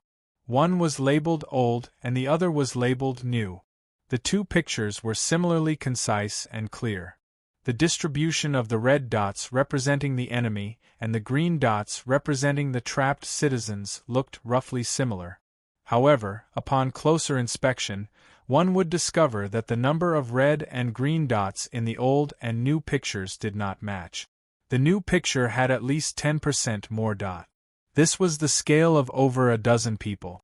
The vast majority of these 10% were red dots representing the enemy. You've changed the monitoring method? Cat Eyes spoke with her unique sharp voice. These extra ones are all Ablatum Knights? Over at the support point, Bamboo Pole shot a glance at Red Fox, who still had a sneer on his face. He sighed, "Don't ask me. This has nothing to do with me."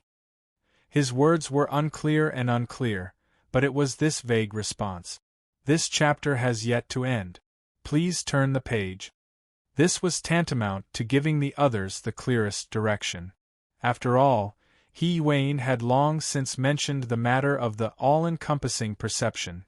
She had also used the excuse of correcting mistakes just now. "You're joking."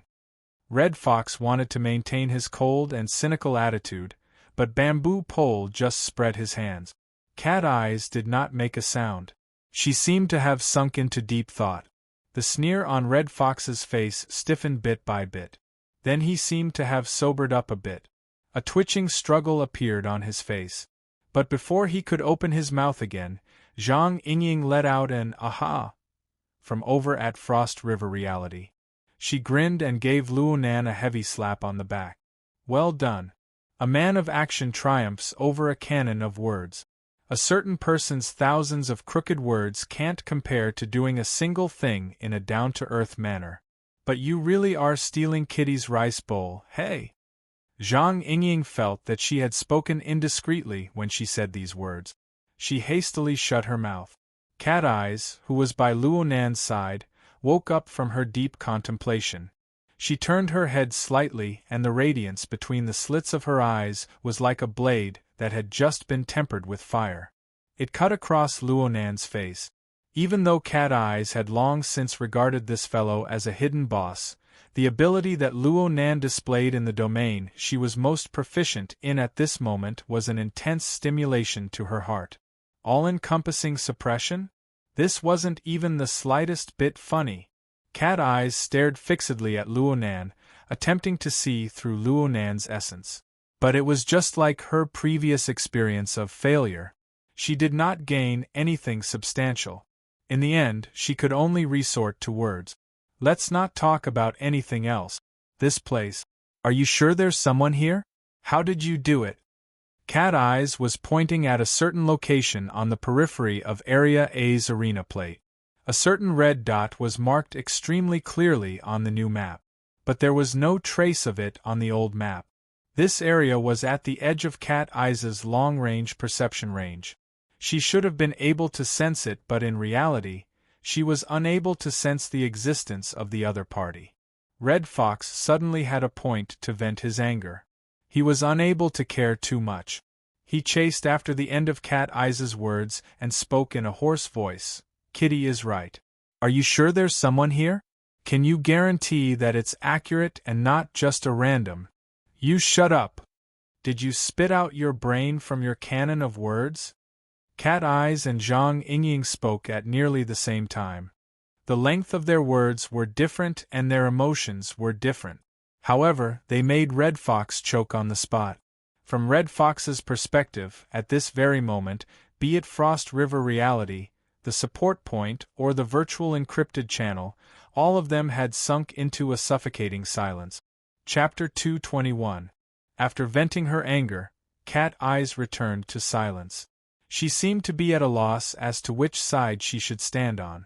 Luckily, Zhang Yingying stole the show once again at this time. She laughed and rubbed Luonan's back to soothe him. She even used her height advantage to pat his head and give him a good compliment.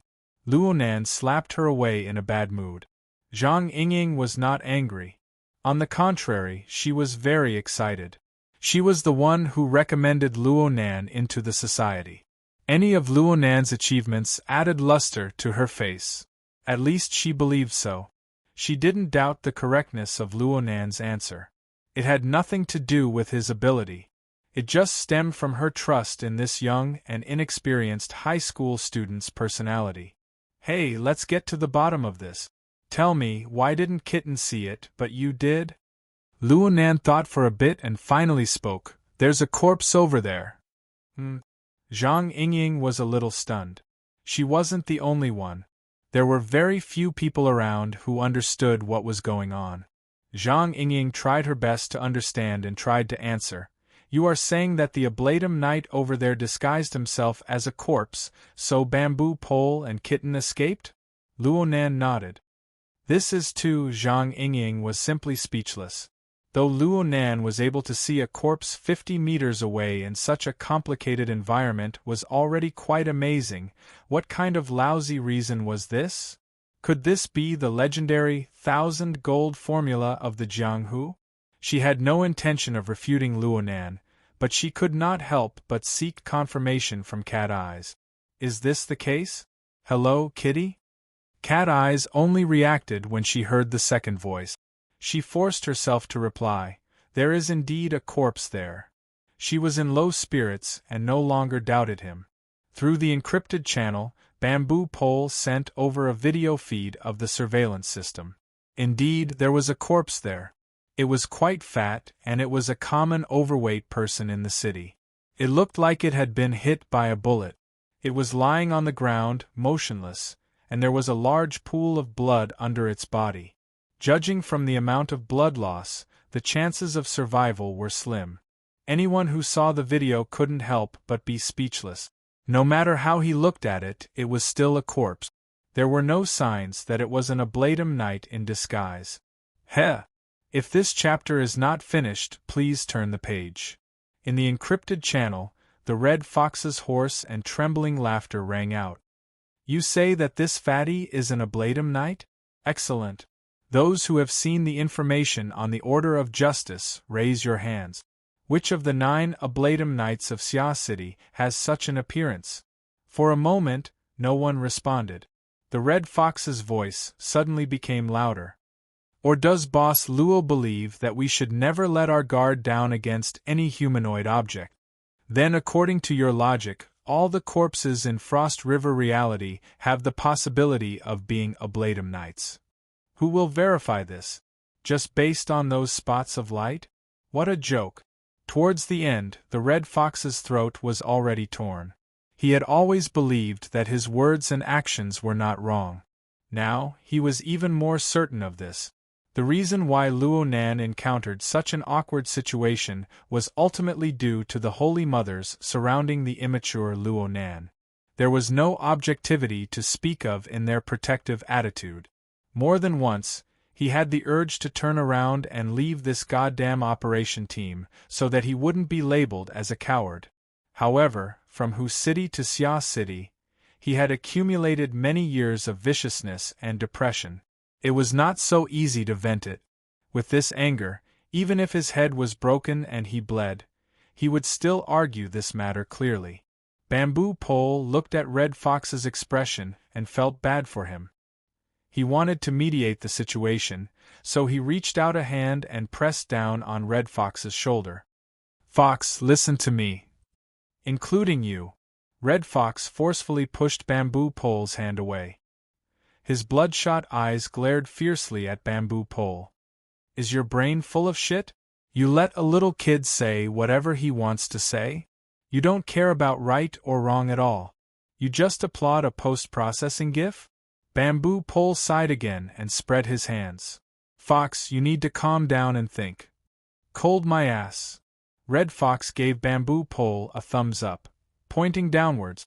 Then he took a deep breath and grabbed his lapels with both hands. He shook the red jacket that represented his honor and reputation. He grinned and laughed once more. How about this? If you guys aren't doing it, then I'll do it. We'll make this bet. We'll bet on the Ablatum Knight. Bamboo Pole was startled. He suddenly realized what Red Fox meant. He reached out to grab him, but as a non-combatant, how could he compare to Red Fox, who had the reputation of being the city hunter? He reached out to grab empty air. Stop him, Bamboo Pole called out to Papercut. However, Papercut was also a mentally enhanced person. He wasn't any better than Bamboo Pole. This chapter is not finished. Please turn the page.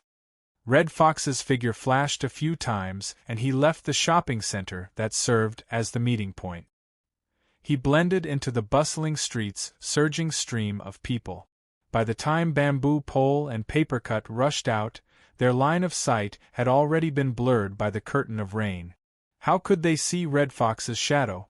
Didn't you guys say that I only knew how to shoot my mouth off? I'll show you right now. Red Fox's lips curled into a cold smile.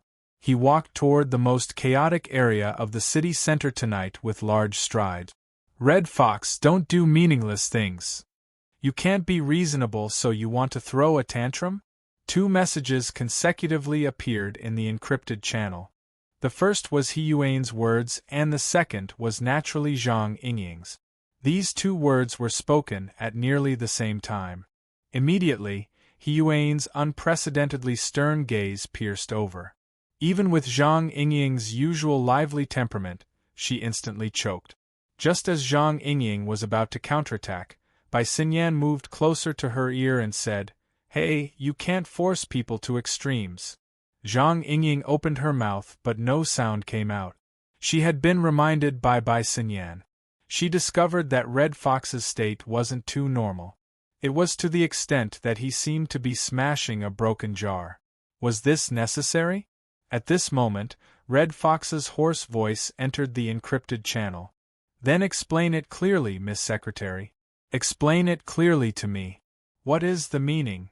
What is the meaning of this damned night? Red Fox continued to use the low-level error method to communicate.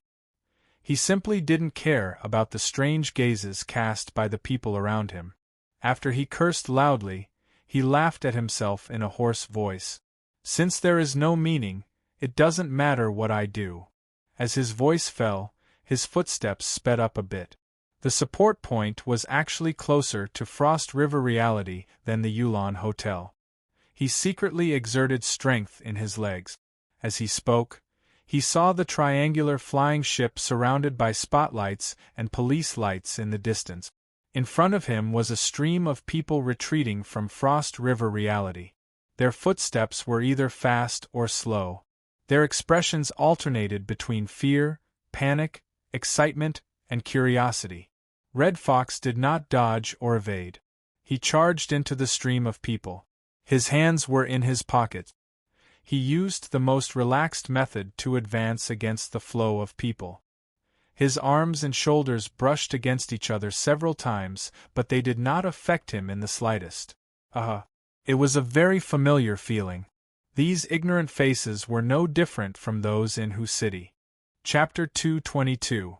The cold smile on Red Fox's lips seemed to have been carved by a knife. This was also the curve he was used to. Layers upon layers of absurd déjà vu assaulted him, causing his memories to stir.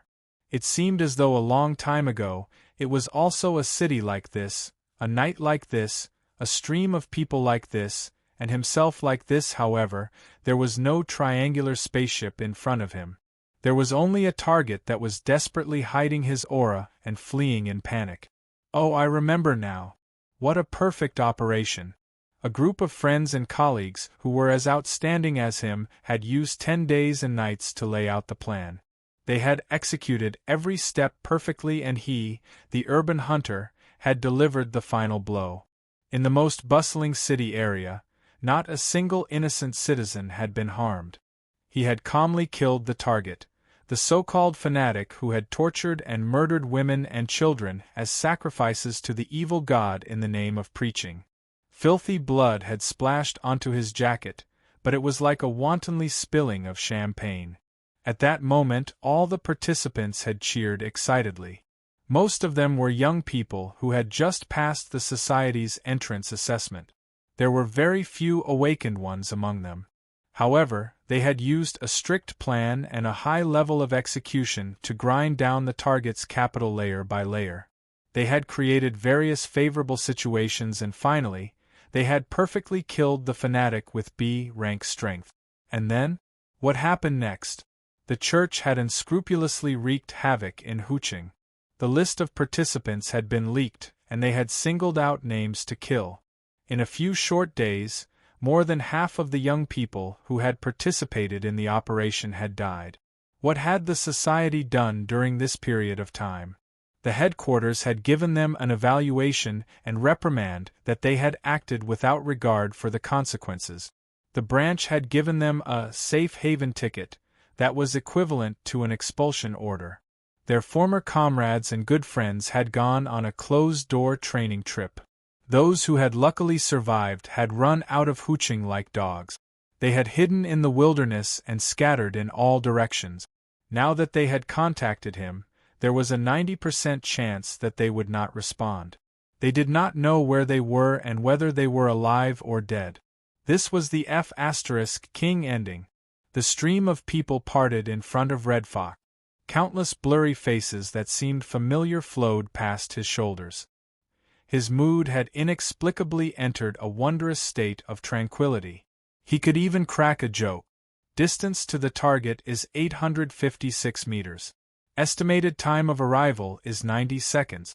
Everyone can raise the stakes. However, if anyone dares to touch my gambling equipment, I will fight them. The encrypted channel was silent. It was just like the night before he had fled Huqing. The corners of the Red Fox's lips twitched. In the end, these remaining memories were sealed in that cold and mocking smile. At this moment, Red Fox had already arrived at the outskirts of Frost River reality. There was still a large crowd of onlookers here. As the police cordon expanded outwards, they reluctantly retreated backwards. Among them were some media reports that were unable to occupy a good position. If this chapter is not finished, please turn the page. The personnel were trying to squeeze a path against the flow to get closer to the scene. As for the three surrounding buildings, the flashing lights were like twinkling stars. Occasionally, they would synchronize and illuminate the entire area in a deathly white. It was a perfect graveyard. Just as the Red Fox was about to cut into the crowd, a new message slid into the encrypted channel. It was still from He Yuing. Our attention shouldn't be on a corpse. The Red Fox was startled when he heard what was said. His brain spun a few rounds before he finally let out a laugh. I knew it. To hell with a Bladem Knight, to hell with broken corpses. This is simply the biggest rubbish joke. Hey! Within Frost River reality, Zhang Yingying's eyes were wide open. She raised a finger and pointed at He Yuing. She wanted to berate her with a few words, but her gaze unconsciously turned to Luonan. Luonan's eyes were still drooping as he stood solemnly and silently. He did not have the calmness of having the pearl of wisdom in his hands, nor did he have the panic of having his scam seen through. Red Fox laughed in a low voice. Miss Secretary, are you saying that you want to fold up and admit defeat? Have you asked for the boss' opinion before saying these words? Mr. Luo, Boss Luo, won't you say a few words? It was as if Luonan did not hear anything. He did not respond at all. Zhang Yingying could not hold it in any longer, but Bai Xinyan hugged her neck. Her actions were intimate and she did not allow Zhang Yingying to say anything. Red Fox did not receive a response. His smile grew even wider, but his voice became even more hoarse. Good. Very good. Your ability to wipe your face and butt is truly amazing. Is there any meaning in doing this? Is it to forcefully slap my face? Or is it to let this scammer off the hook? He Yuing spoke calmly. Isn't this what you want? Red Fox was simply speechless. Are you trying to be funny? He Yuing sighed imperceptibly. This has nothing to do with being funny. I am just trying to bring your attention back to a more practical level. For example, your mistakes, your logical errors. You are unreasonable. At this moment, Red Fox simply had the urge to smash the hexaear. But then, a familiar voice resounded in his ears. If we really do discuss this matter with the order of justice in the future, what will we be? The first wave of cannon fodder? Or will we be used as scapegoats? It's you who hasn't seen headquarters morality. The matter has already blown up. These secret orders are the best at dealing with matters of faith. They are making a mountain out of a molehill. Headquarters, on the other hand, is politically correct from start to finish. Red Fox finally realized that this was his voice. It was his original words, just slightly edited. The original meaning had not changed. This chapter is not finished. Please turn the page. He could only sneer at this. What? You want to report this to headquarters? Go ahead. I was harmed once in the past. I have experience. It doesn't matter if I do it a few more times. Wayne still took out the edited version she had made at the last minute. The next part of the speech was even closer. It was also the beginning of Red Fox's falling out with everyone. What human-faced arachnid, Fairchild, words of Crite. The tempo is flying. You guys aren't afraid of getting your faces blown up when you play with him. I'm afraid of getting shit blown up. Look at these innocent citizens. Didn't they get blown up? The Red Fox was preparing for her next counterattack, but when these words suddenly entered her ears, her blood suddenly surged and her face flushed. As the sound waves shook her eardrums, the mocking and sharp tone was like a knife that pressed into the tip of her heart, grinding back and forth. He was in pain and annoyance. He opened his mouth, wanting to speak, but his throat was inexplicably filled with the echoes of blown up, blown up. It was so solid that he could not spit out half a word. Only now did Hiyuane's voice enter his ears. My code name is Secretary, but Luonan is not my boss. None of the people here have known him for more than 2 weeks. Luonan is a rookie who just entered the society. Whether it is in the mortal world or the inner world, his life experience can be said to be lacking.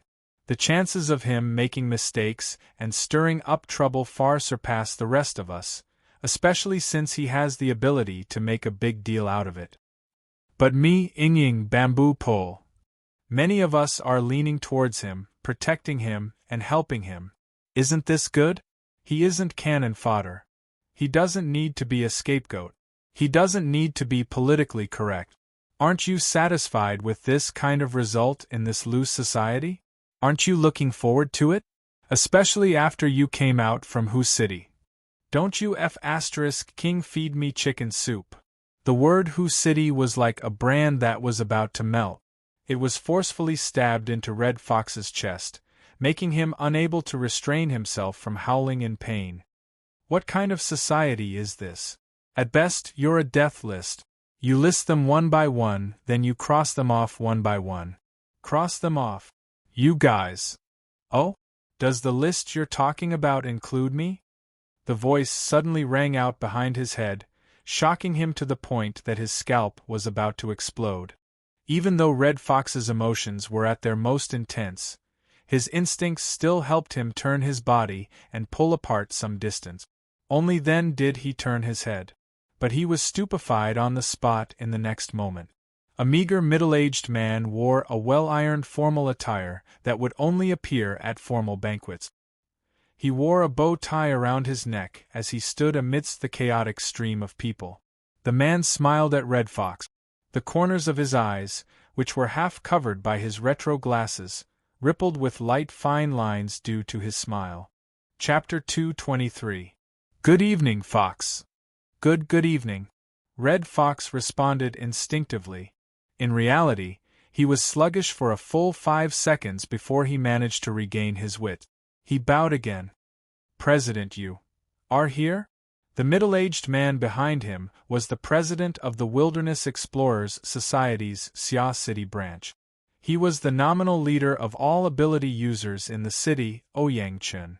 There was practically no one in Xia City who did not know of the president, who was known as the gentleman of the laboratory. If one wanted to find the president, one had to knock on the door of the laboratory on the 13th floor of the Shangding Triplex building. Especially after the Hexayear came out and the gradual perfection of the psychic wave network, Ouyangchun took on the roles of chief engineer, operating officer, and administrator. He spent all day adjusting the network, solving bugs, or carrying out service refinement and in-depth research. Many people suspected that their President Ouyang would not take a single step out of the building for 24 hours a day, 365 days a year. The formal attire he wore had not changed for many years only because he appeared in public at a pitifully small number of formal meetings. It was because Red Fox knew of these things that he felt as if he had fallen into a dream when he saw Ouyang Chun appear outside Frost River reality. His mind was in chaos. Also, what did the president's first words mean? Ouyang Chun smiled as if he was just passing by. He waved his hand at Red Fox. "You guys talk." I interrupted midway. "Sorry for being rude." When Red Fox heard this, he immediately looked at the encrypted channel. However, there was no eye-catching administrator symbol. Ouyang Chun was not in the encrypted channel. But looking at it from another perspective, the entire psychic wave network was set up by Ouyang Chun. He had the authority to supervise all official actions coordinated by the society. It was normal for him to see their argument. Did he see everything that was said just now? Red Fox was a bit absent-minded, but he could feel that Ouyang Chun's arrival had miraculously lowered his burning emotions. All that was left was a slight warmth in the pit of his heart. Yuan's voice continued to come from the hexaear. "I don't want to give you the impression that I'm expressing my emotions. I only wish to state the facts for you. Every metropolitan area in the world is nominally under the rule of the United Government. In reality, they are in a semi-independent state. The ecology of every city is different. The secular world is like this. The inner world is the same. There is no true unified order and logic. I don't like this situation, but it has resulted in this fact. Regardless of headquarters' conclusion, no matter what your results are in whose city, it is meaningless to transplant you to Xia City." Red Fox Heart. If this chapter is not finished, please turn the page. His mind was erratic, and most of the words went in one ear and out the other. But he noticed something. From the moment Ouyang Chun appeared until now, even if he did not enter the encrypted channel, his reaction was still very intense. However, there was no news from Frost River reality at all. There was no doubt, no surprise, no greeting, nothing at all. It seemed that Yuan and the others were completely unaware of Ouyang Chun's arrival. Or perhaps this President Ouyang only existed in his own world. Could it really be an illusion? The Red Fox's consciousness became even more absent-minded. He could not help but turn his head to look at Ouyang Chun. The president was so clear and honest.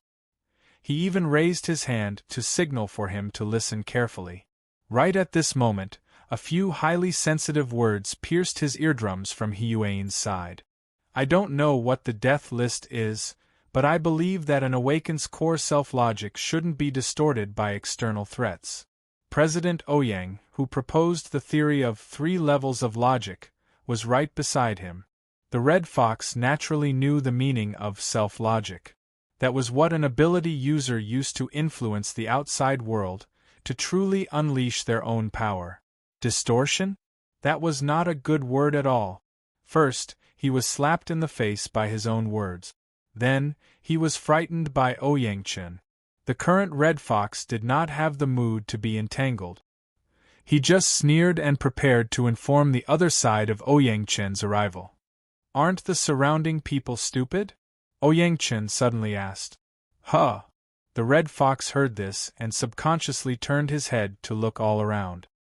He observed the bustling stream of people coming and going, but he did not know how to answer.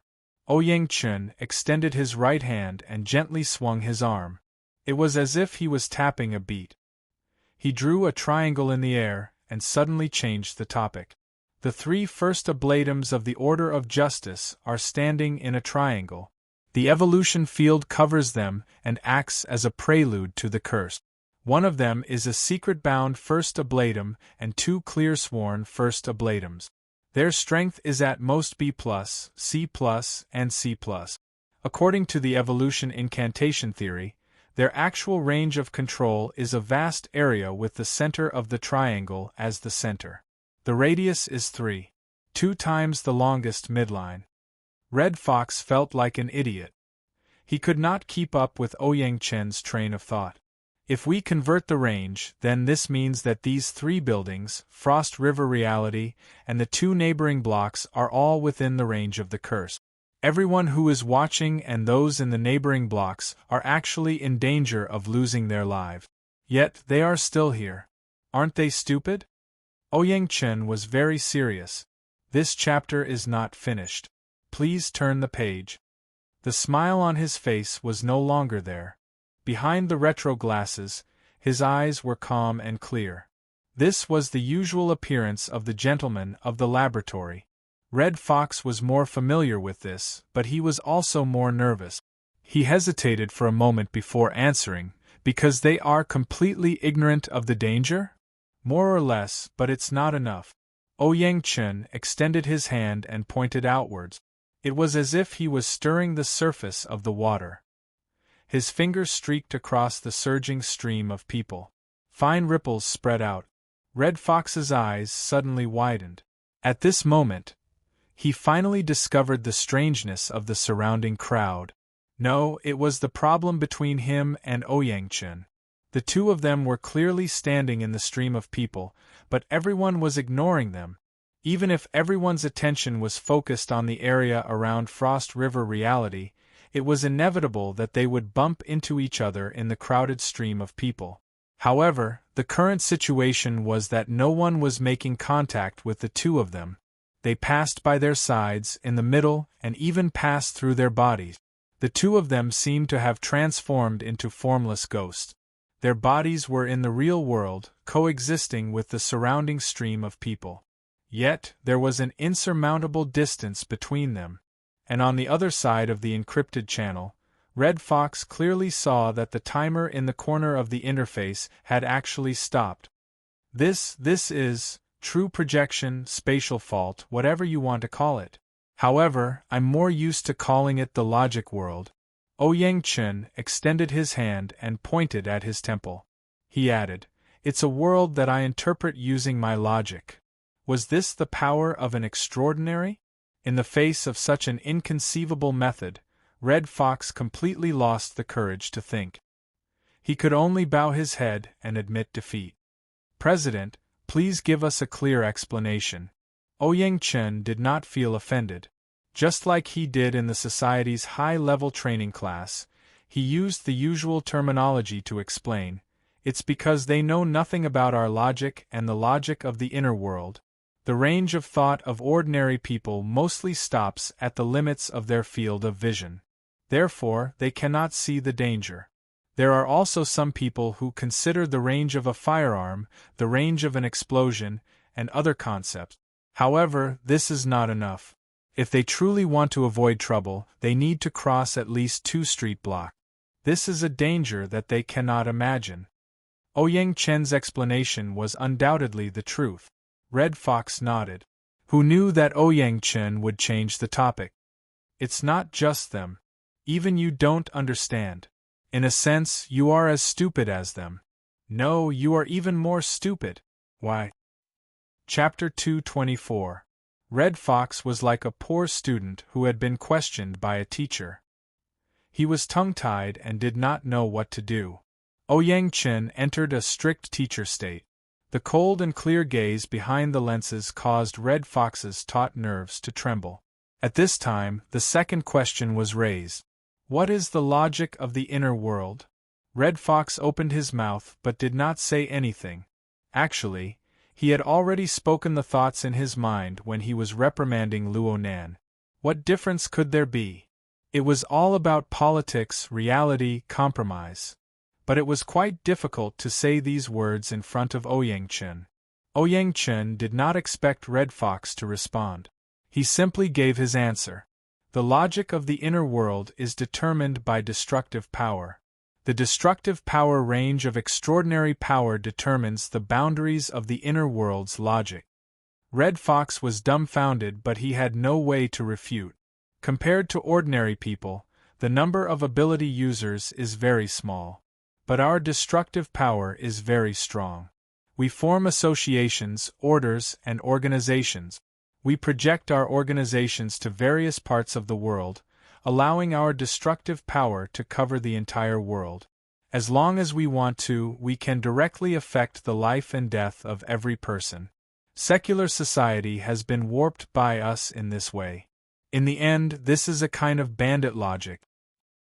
President. Red Fox became a patient with a communication disorder. He did not know how to express his opinion at all. Ouyang Chun curled his lip. Let's change it to a nicer sounding term. We can call it the logic of the strong. This is because the most powerful destructive power is built upon the foundation of the self-logic of the strong. The reality of the situation is that there is no strong destructive power that can cover the entire world. In the end, there is a limit. Therefore, the inner world revolves around the strong, forming radiation circles of all sizes. The normal mode of interaction in the inner world is born from the collisions, compromises, and exchanges between the circles of the strong. In the logic of the inner world, the strong are the foundation. Other conflicts, compromises, and politics are just expressions. Then the question is, what is strong? Red Fox's brain finally began to spin when faced with the third question. At this time, Ouyang Chun pointed to the top floors of the 3 buildings. 3 first ablatums working together can completely collapse a skyscraper regardless of the cost. Are they strong? Red Fox answered cautiously. This chapter is not finished. Please turn the page. That depends on who you compare yourself to. Excellent. The Red Fox still remembered that this was the first time Ouyang Chun had acknowledged him since they met. However, what did the president acknowledge? Ouyang Chun adjusted the frame of his glasses, but his gaze was unprecedentedly cold. You finally know that strength is determined by comparison. I can add a few more sentences. Strength is achieved through resistance, through real achievements. So, where is your resistance? The Red Fox's heart twitched fiercely. He was stunned on the spot. Against whom? The scattered memories gathered together like a cluster of clouds. Red Fox vaguely remembered the time when he first came to Xia City.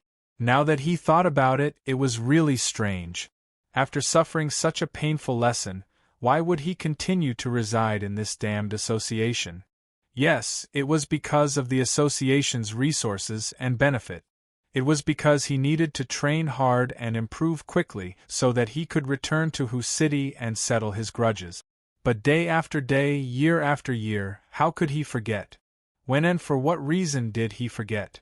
He seemed to have forgotten as well. Was it because his talent was limited and he could not make any progress? Was it because of the passage of time and the healing of the heartache? No. In the final analysis, it was just as Ying said. His self-logic had been distorted by the logic he hated the most in the past. Wasn't the word collapsed the most habitual tone of that bunch of trash from headquarters? Distorted. Red Fox extended his hands. He looked at the structure of his body, which had slowly changed over the years, but he felt that it was very unfamiliar. Ouyang Chen's voice entered his ears. Don't get distracted. Let's continue to discuss strength. Oh, I mean to discuss why you are stupid. The turmoil in Red Fox's mind was interrupted. His melancholy lessened slightly, but his thoughts became even more chaotic. He raised his head in a daze and looked at the president who had just given him a severe warning. Resistance or comparison is fine. We need to give an example. Tell me, who is the strongest here? Of course it's you, President.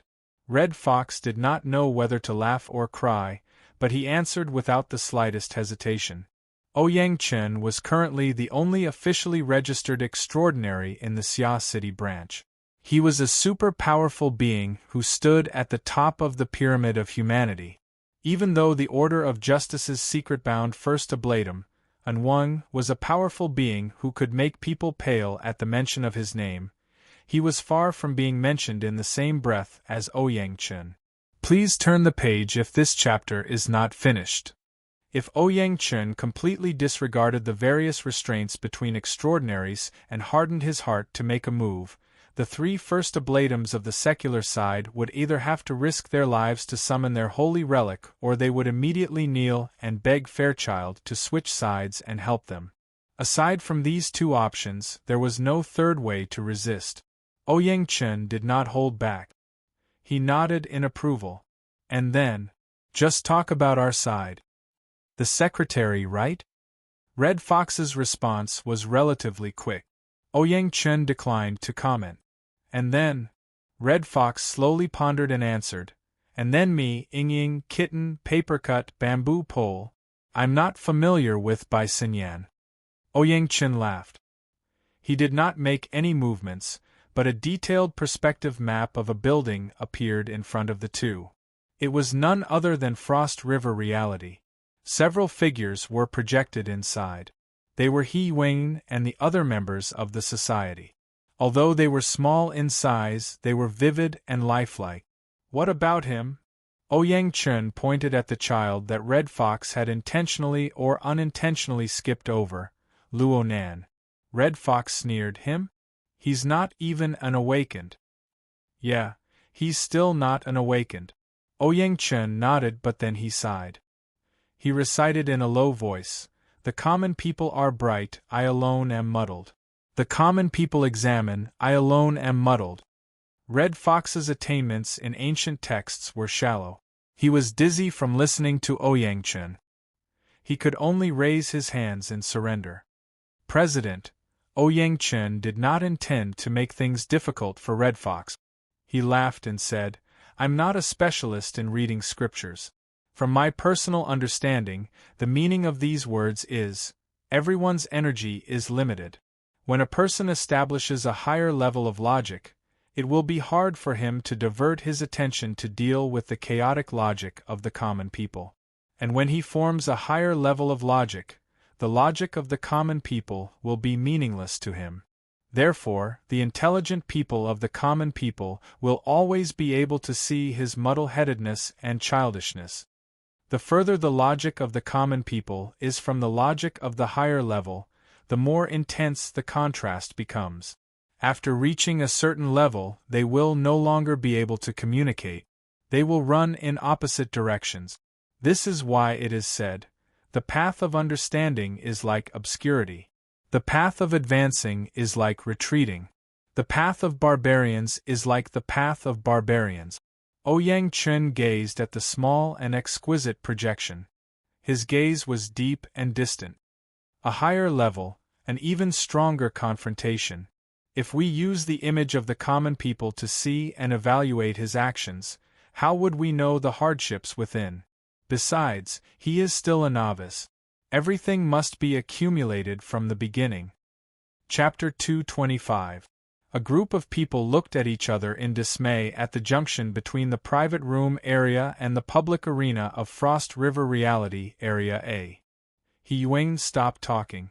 Earlier, Red Fox had entered a strange state of silence. He did not respond no matter what. The excitement from before was like a bonfire that had been extinguished, turning into ashes.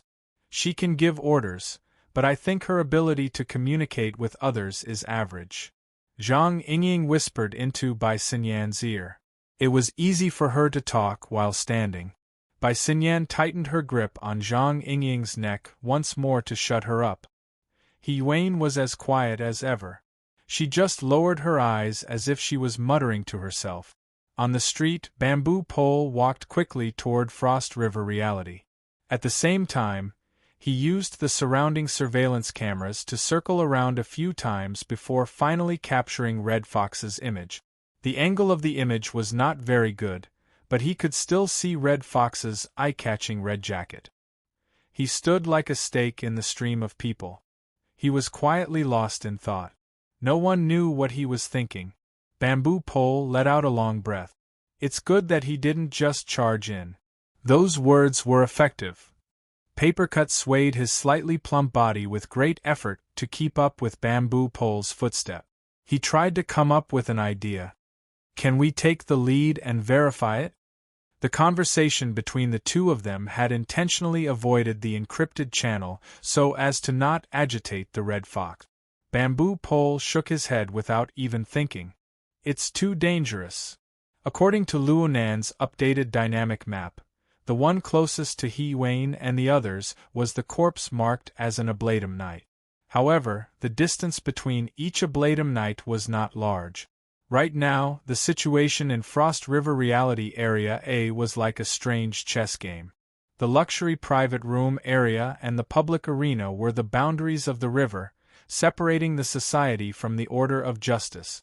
The society had deployed their chariots and cannons. Before they could do anything, the old generals were already fighting with their own Shurseong. However, the rest of the chess pieces were ready and their formation was strict. Normally, these chariots and cannons were prepared to devour their own old generals. However, if the society really wanted to cross the river, then the corresponding pressure would naturally be borne by the society. Papercut spread his hands after listening to Bamboo Pole's explanation.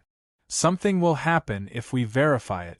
Something will happen if we don't verify it. Isn't this tormenting us? That boss Luo should at least say something clearly. Papercut did not take a stand on either side of the argument, but Red Fox's intense and resolute reaction stirred up some sympathy in him. At the same time, Luonan's long silence made him a bit dissatisfied.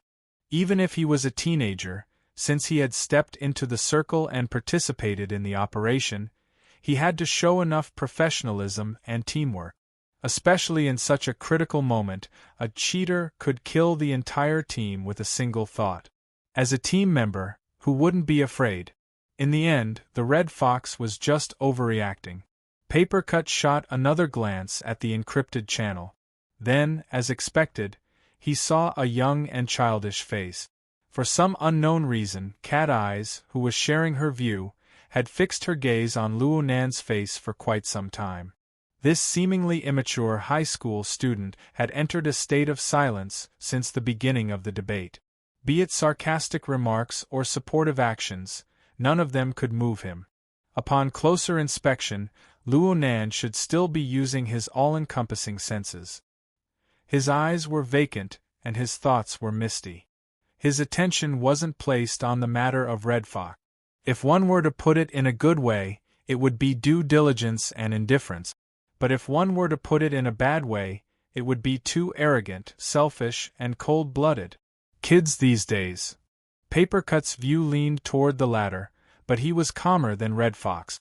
In the end, he just sent a private message to Cat Eyes. "Hey Kitty, do you see anything?" Cat Eyes did not respond immediately. Her view did not change at all. Was she entranced? Papercut was helpless. He could only send another message. Is there a way to verify it without provoking the order? It was in the instant he sent the message that he inexplicably recalled the conclusion of a famous lecturer in the Society's team coordination class. When the public channel of a team is idle, private messages are prevalent. When that happens, the collapse of the team is just a few feet away. Papercut grinned. He looked at Luonan's image in the encrypted channel, and felt even worse. At this time, Cat Eye's view swayed. It seemed that someone was calling out to her. "Kitty, what do you say?" Inside Frost River Reality, Zhang Yingying could no longer hold back. She forcefully pried open Bai Xinyan's chokehold arm and called out to Cat Eyes. Papercut was not the only one who felt the terrible atmosphere of the team. Zhang Yingying had firmly stood by Luonan's side before, but she was very clear in her mind. As the focal point of the conflict, this kid's taciturn way of doing things was extremely inappropriate. Acting deep and reserved was no longer popular. Everyone liked warm guys. However, this brother Luonan really could not be woken up. Bai Xinyan, from the perspective of a doctor, advised her not to disturb Luonan while he was in the middle of sensing. This was to avoid a situation from happening. As for He Wayne, Luonan's impression of her as a swift and decisive secretary was inexplicably deep and reserved tonight. She spoke haltingly and her goal was unclear. Her performance was completely different from last week when they were dealing with the human-faced arachnid. It seemed that He Wayne had yet to truly clarify the so-called mission up until now. This made Red Fox so angry that his brain juice was about to burst out. Helpless, Zhang Yingying could only consult Cat Eyes, who was the most professional on core issues. If Cat Eyes could understand Luonan's intentions, help explain a few words or provide a proof, then there would be a possibility of loosening this tight knot. Cat Eyes did not respond immediately after the call was sent out. Instead, 2 seconds passed before she suddenly turned her head. It was as if she had been startled awake. This gave Zhang Yingying a fright. "Are you all right?" "I'm fine." Cat Eyes extended her hand and straightened the flat-brimmed hat she wore crookedly.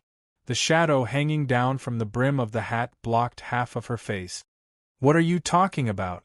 Zhang Yingying looked at her suspiciously before saying, "I'm talking about the matter of verification. Red Fox is unforgiving, and Luonan, this fellow, just can't get a fart out of it. Do you have a way to verify? Something a bit more reliable?" On the other side, Papercut nodded to himself. He was thinking the same thing as Zhang Yingying. But then he saw that Cat Eyes did not respond.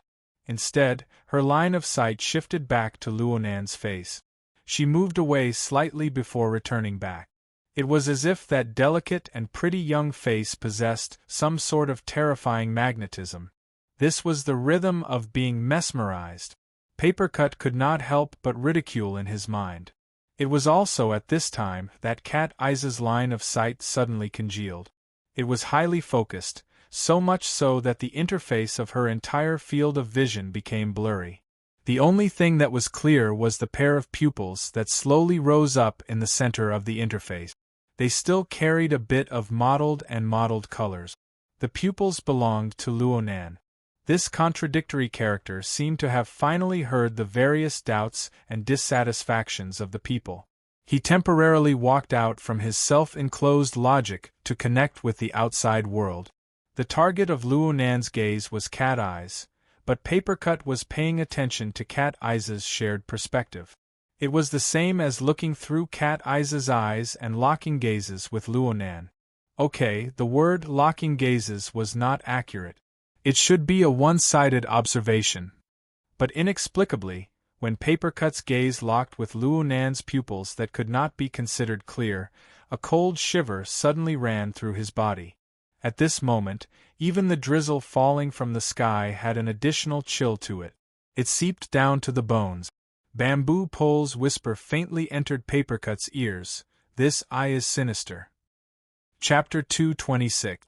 No matter how many people noticed the strangeness in Luonan's pupils, Cat Eyes' feelings were 10 times stronger than theirs. It must be known that she was the one facing Luonan directly. Moreover, she was the unlucky one who suffered Luonan's torment early on. Right now, there was a chain that locked her body and soul. And behind these turbid eyes was a pair of demonic eyes. They looked at her from the outside to the inside, from the inside to the outside. They saw through her completely. The most terrifying thing was that she did not know how Luonan did it. She did not know a shred of it. It was like a figment of her imagination, but the trembling in the depths of her body and soul was so real. Cat Eyes' breathing stopped for half a second. It was this half a second that evoked the feeling of terror that surged like a tide when she encountered the Devil's Ritual at Limestone Water Village pub last week. It was as if the churning emotions could drown her at any time. It even gave her the urge to turn around and run. Cat Eyes' feet did not move, but her entire body was stiff. She saw Luonan raise his right hand at this time. His 5 fingers were slightly open and bent, and his index finger was slightly straighter. It was as if he was subconsciously drawing something, but it was also as if he was going to directly reach over. Luonan's arm really did reach forward. At the same time, Cat Eyes could clearly feel the space between her eyebrows tremble slightly. It was not that Luonan's fingertips had touched her. In reality, Luonan's arm was not extended straight. His fingertips were still some distance away from the brim of Cat Eyes' hat. He just tapped from a distance, and the direction of his finger corresponded to the space between her eyebrows. With a tap of his finger, he swiped downwards. Then, or even earlier, Cat Eye's face, throat, shoulders, back, chest, abdomen, and even her legs began to tremble one after another. Luo Nan's finger moved down like a shadow, tracing Cat Eye's in the blink of an eye. It seemed to draw an extremely simple outline of a body. Cat Eye's did not move at all. She let him do as he pleased. This angered Zhang Yingying to the side. Luo Nan's perverted method, no matter what it meant, would only increase the distance between him and the others. It would make the situation even worse. She immediately shouted, "Hey! What kind of demonic madness is this?" Luo Nan turned his head upon hearing this. His gaze met Zhang Yingying's, and he reached out and tapped through the air. Zhang Yingying was so angry that she was amused.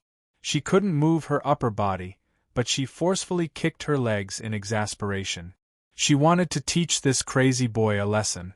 However, she had only lifted half of her slender, snow-white legs when her chest and abdomen began to tremble. This time, Zhang Yingying knew how powerful he was. She let out a sigh. Even though Bai Xinyan was strangling her neck, she couldn't help but twist her body to resist the inexplicable trembling and itchiness. Her long legs, which she had raised up, also gave way. Next, no matter how Zhang Yingying dodged, Luo Nan's extended finger was always able to accurately correspond with the trembling points on her body. In the blink of an eye, another outline was drawn. At this moment, Bai Xinyan didn't even have the time to release her arm to free Zhang Yingying. Zhang Yingying had been in a great rage, but the moment Luo Nan's finger stopped moving, the white rainbow that revolved around her body gave an inexplicable soft cry. It resonated with the trembling points from afar. The power that had been painstakingly polished over the past few days seemed to have gained a bit more purity and clarity.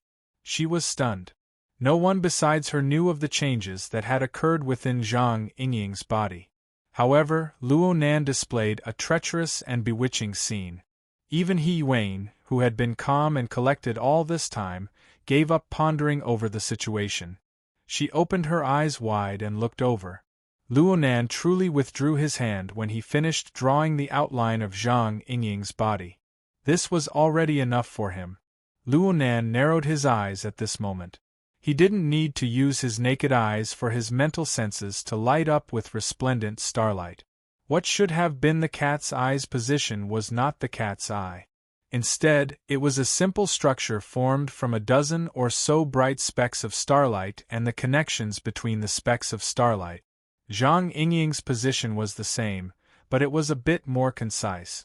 This was like the basic composition that people were used to using to mark the constellations in the sky. And within the range of Luo Nan's senses, the number of these constellations was increasing without end. The blessing of Fairchild's shield of truth was temporary, but in the end, it allowed Luo Nan to understand what he could do with his current soul strength with the support of a tough and resilient body.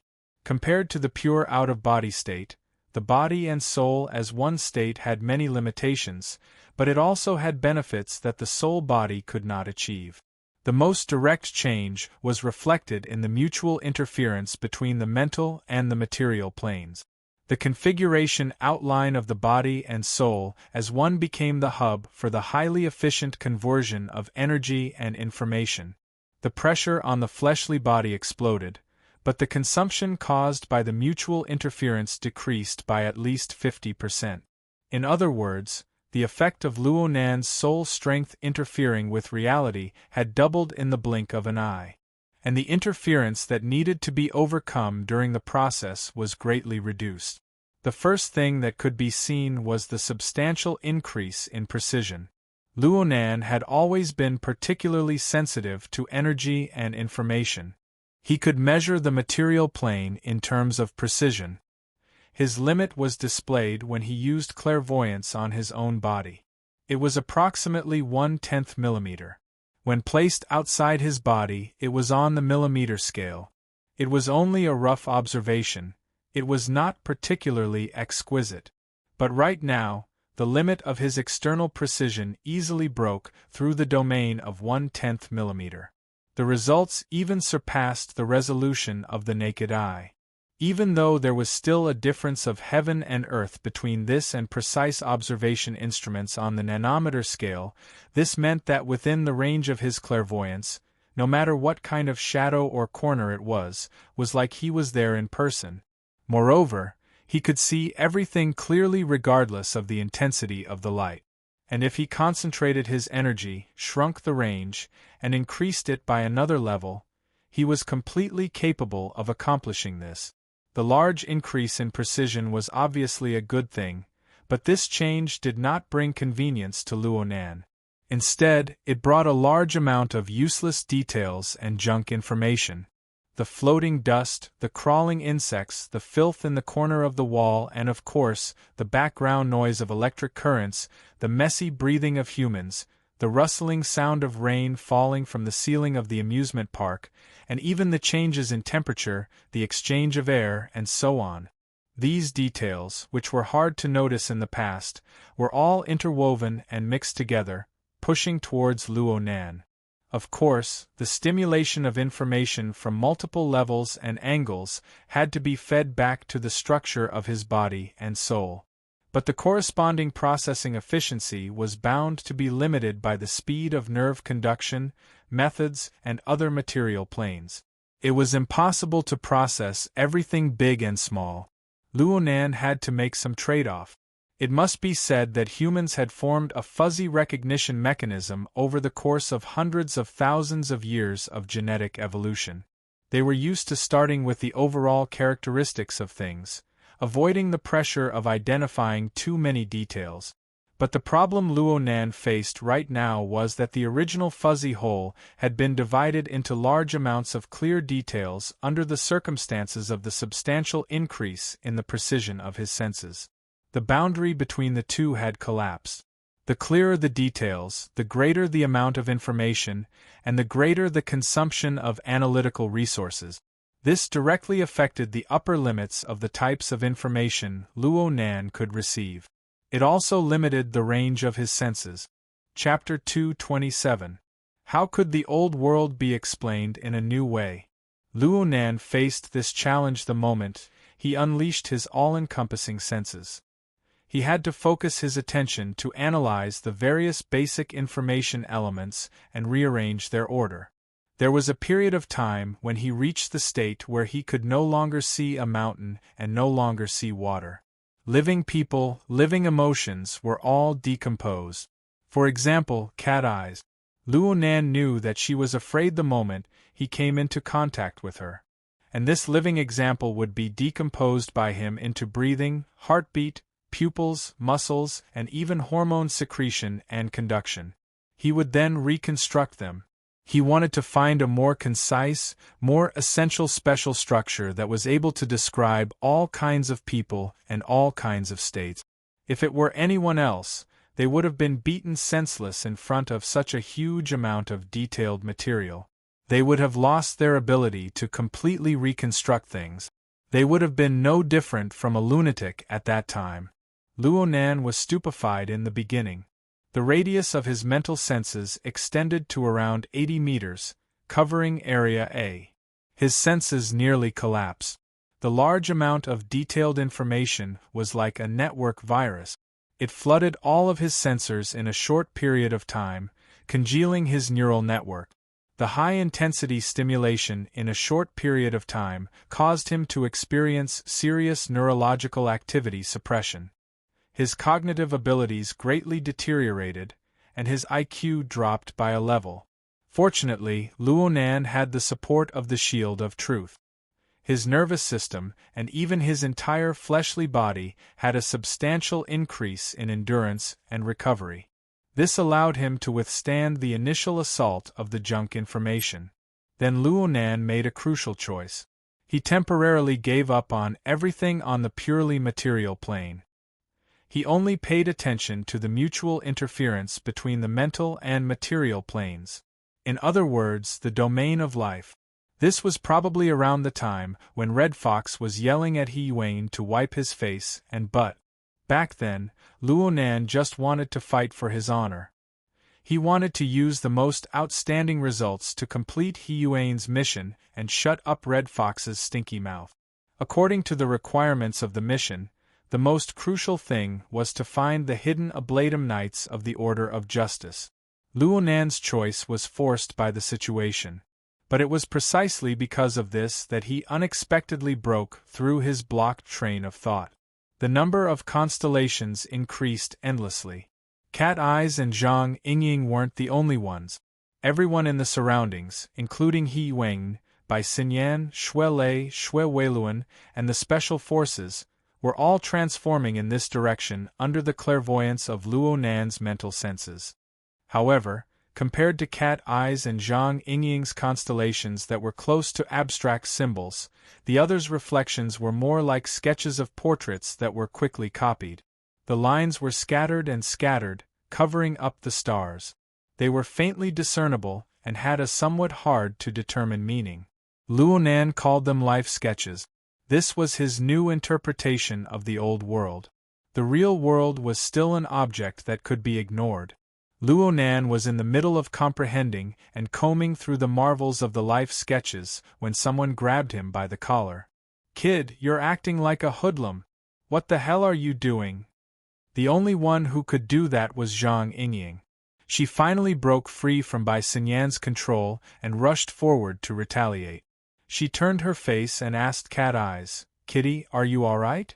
Cat Eyes did not speak. She just lowered her eyes. The shadow of her flat-brimmed hat covered half her face. She did not look happy no matter how one looked at it. "Hey, are you guys done yet?" Papercut finally could not hold back from speaking in the encrypted channel. "This isn't the time to be flirting, right?" The words were directed at Zhang Yingying, but halfway through his words, Papercut inexplicably recalled Luo Nan's pair of motley eyes. He shuddered. He instinctively felt that he should not overlook this fellow with those evil eyes. His thoughts spun and he simply said, "Boss Luo, I don't have any other requests. Can you give me a clear explanation? Even if you don't want to prove it, a reason is fine." Papercut and Bamboo Pole had already arrived at the outskirts of Frost River reality. They had locked onto Red Fox's position. He said this because he wanted to use the conversation in the encrypted channel to distract Red Fox's attention. Papercut did not even hope that Luo Nan would reply. As long as Red Fox could see Luo Nan's eyes, he would be stunned. "Hey, Cat Eyes, what the hell are you looking at the floor for?" Just as he was quietly closing in, feeling the pressure like a mountain, a buzzing sound suddenly brushed past his head. He raised his head and saw a miniature flying shuttle that was only half the length of an arm. It streaked through the curtain of rain in the night sky and plunged into the hall of Frost River reality. Deep space gray paint job. Military? Or is it the aerospace army? Papercut saw the origin of the flying shuttle and felt it was a bit strange. However, he did not have the time to think too much about it. Suddenly, a brand new image popped up in the encrypted channel. It was a real-time surveillance video. It was shot from a high vantage point in the inner region of Frost River reality. It looked a bit shaky. Papercut immediately thought that this was the masterpiece of the flying shuttle from the military. The image of the military flying shuttle entered the encrypted channel of the society. What was going on? Before he could figure it out, the image split up and connected to the surveillance results of Frost River reality itself. The flying shuttle was taken into the frame. From this angle, one could see the eye-catching military logo on the side of the shuttle. The flying shuttle passed through several surveillance cameras in a row. It flew nimbly within Frost River reality. The built-in camera circled the most critical area, Area A. Then, the camera zoomed in and narrowed its range. Soon, it locked onto the true target. Right in the center of the camera was the fat corpse that Luo Nan called the Ablatum Knight. At the same time, the main image split up once more. There was an additional surveillance camera that illuminated the fat corpse from a different angle. What's the meaning of this? She's playing for real. Papercut and Bamboo Pole's exclamations were completely different. Papercut was stunned. He turned his head and saw Bamboo Pole give him a signal. Bamboo Pole extended 3 fingers. Right now, the two of them were only 5 meters away from Red Fox. Red Fox seemed to be in a daze. He was completely unaware of what was happening. Papercut dispelled his distracting thoughts. He did not care about the progress of the video in the encrypted channel. Under Bamboo Pole's command, he counted to 3 and suddenly pounced forward. He reached out and grabbed Red Fox's left shoulder. At the same time, Bamboo Pole grabbed Red Fox's right shoulder. The two of them exerted force at the same time. They had to prevent Red Fox from breaking free. However, the two of them were curious after they made contact.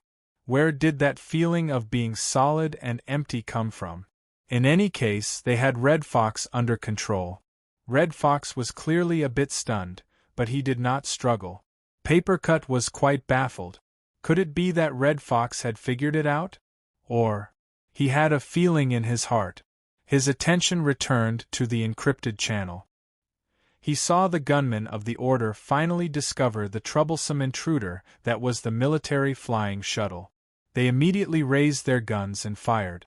The military flying shuttle made evasive maneuvers. However, several gunmen with a high level of tacit understanding fired in a crisscrossed manner. In the end, the flying shuttle was blasted apart by the electromagnetic bullets in midair. The image that overlooked the scene instantly turned black. However, it could be seen from the surveillance footage that the flying shuttle's own weapons had opened fire at the same time before being shot. The target was not any of the gunmen. It was the fat corpse that was lying on the ground. The military is verifying it? Before Papercut could finish his thought, the fat corpse exploded with a bang in the next second. Flesh, blood, and bones sprayed everywhere. The ground was filled with holes wherever it passed. The nearby walls were pierced through. The penetrative power was incomparable. What made everyone's eyelids twitch the most was that a small and thin figure shot out from the splattering mist of blood. It instantly flashed out of the surveillance footage.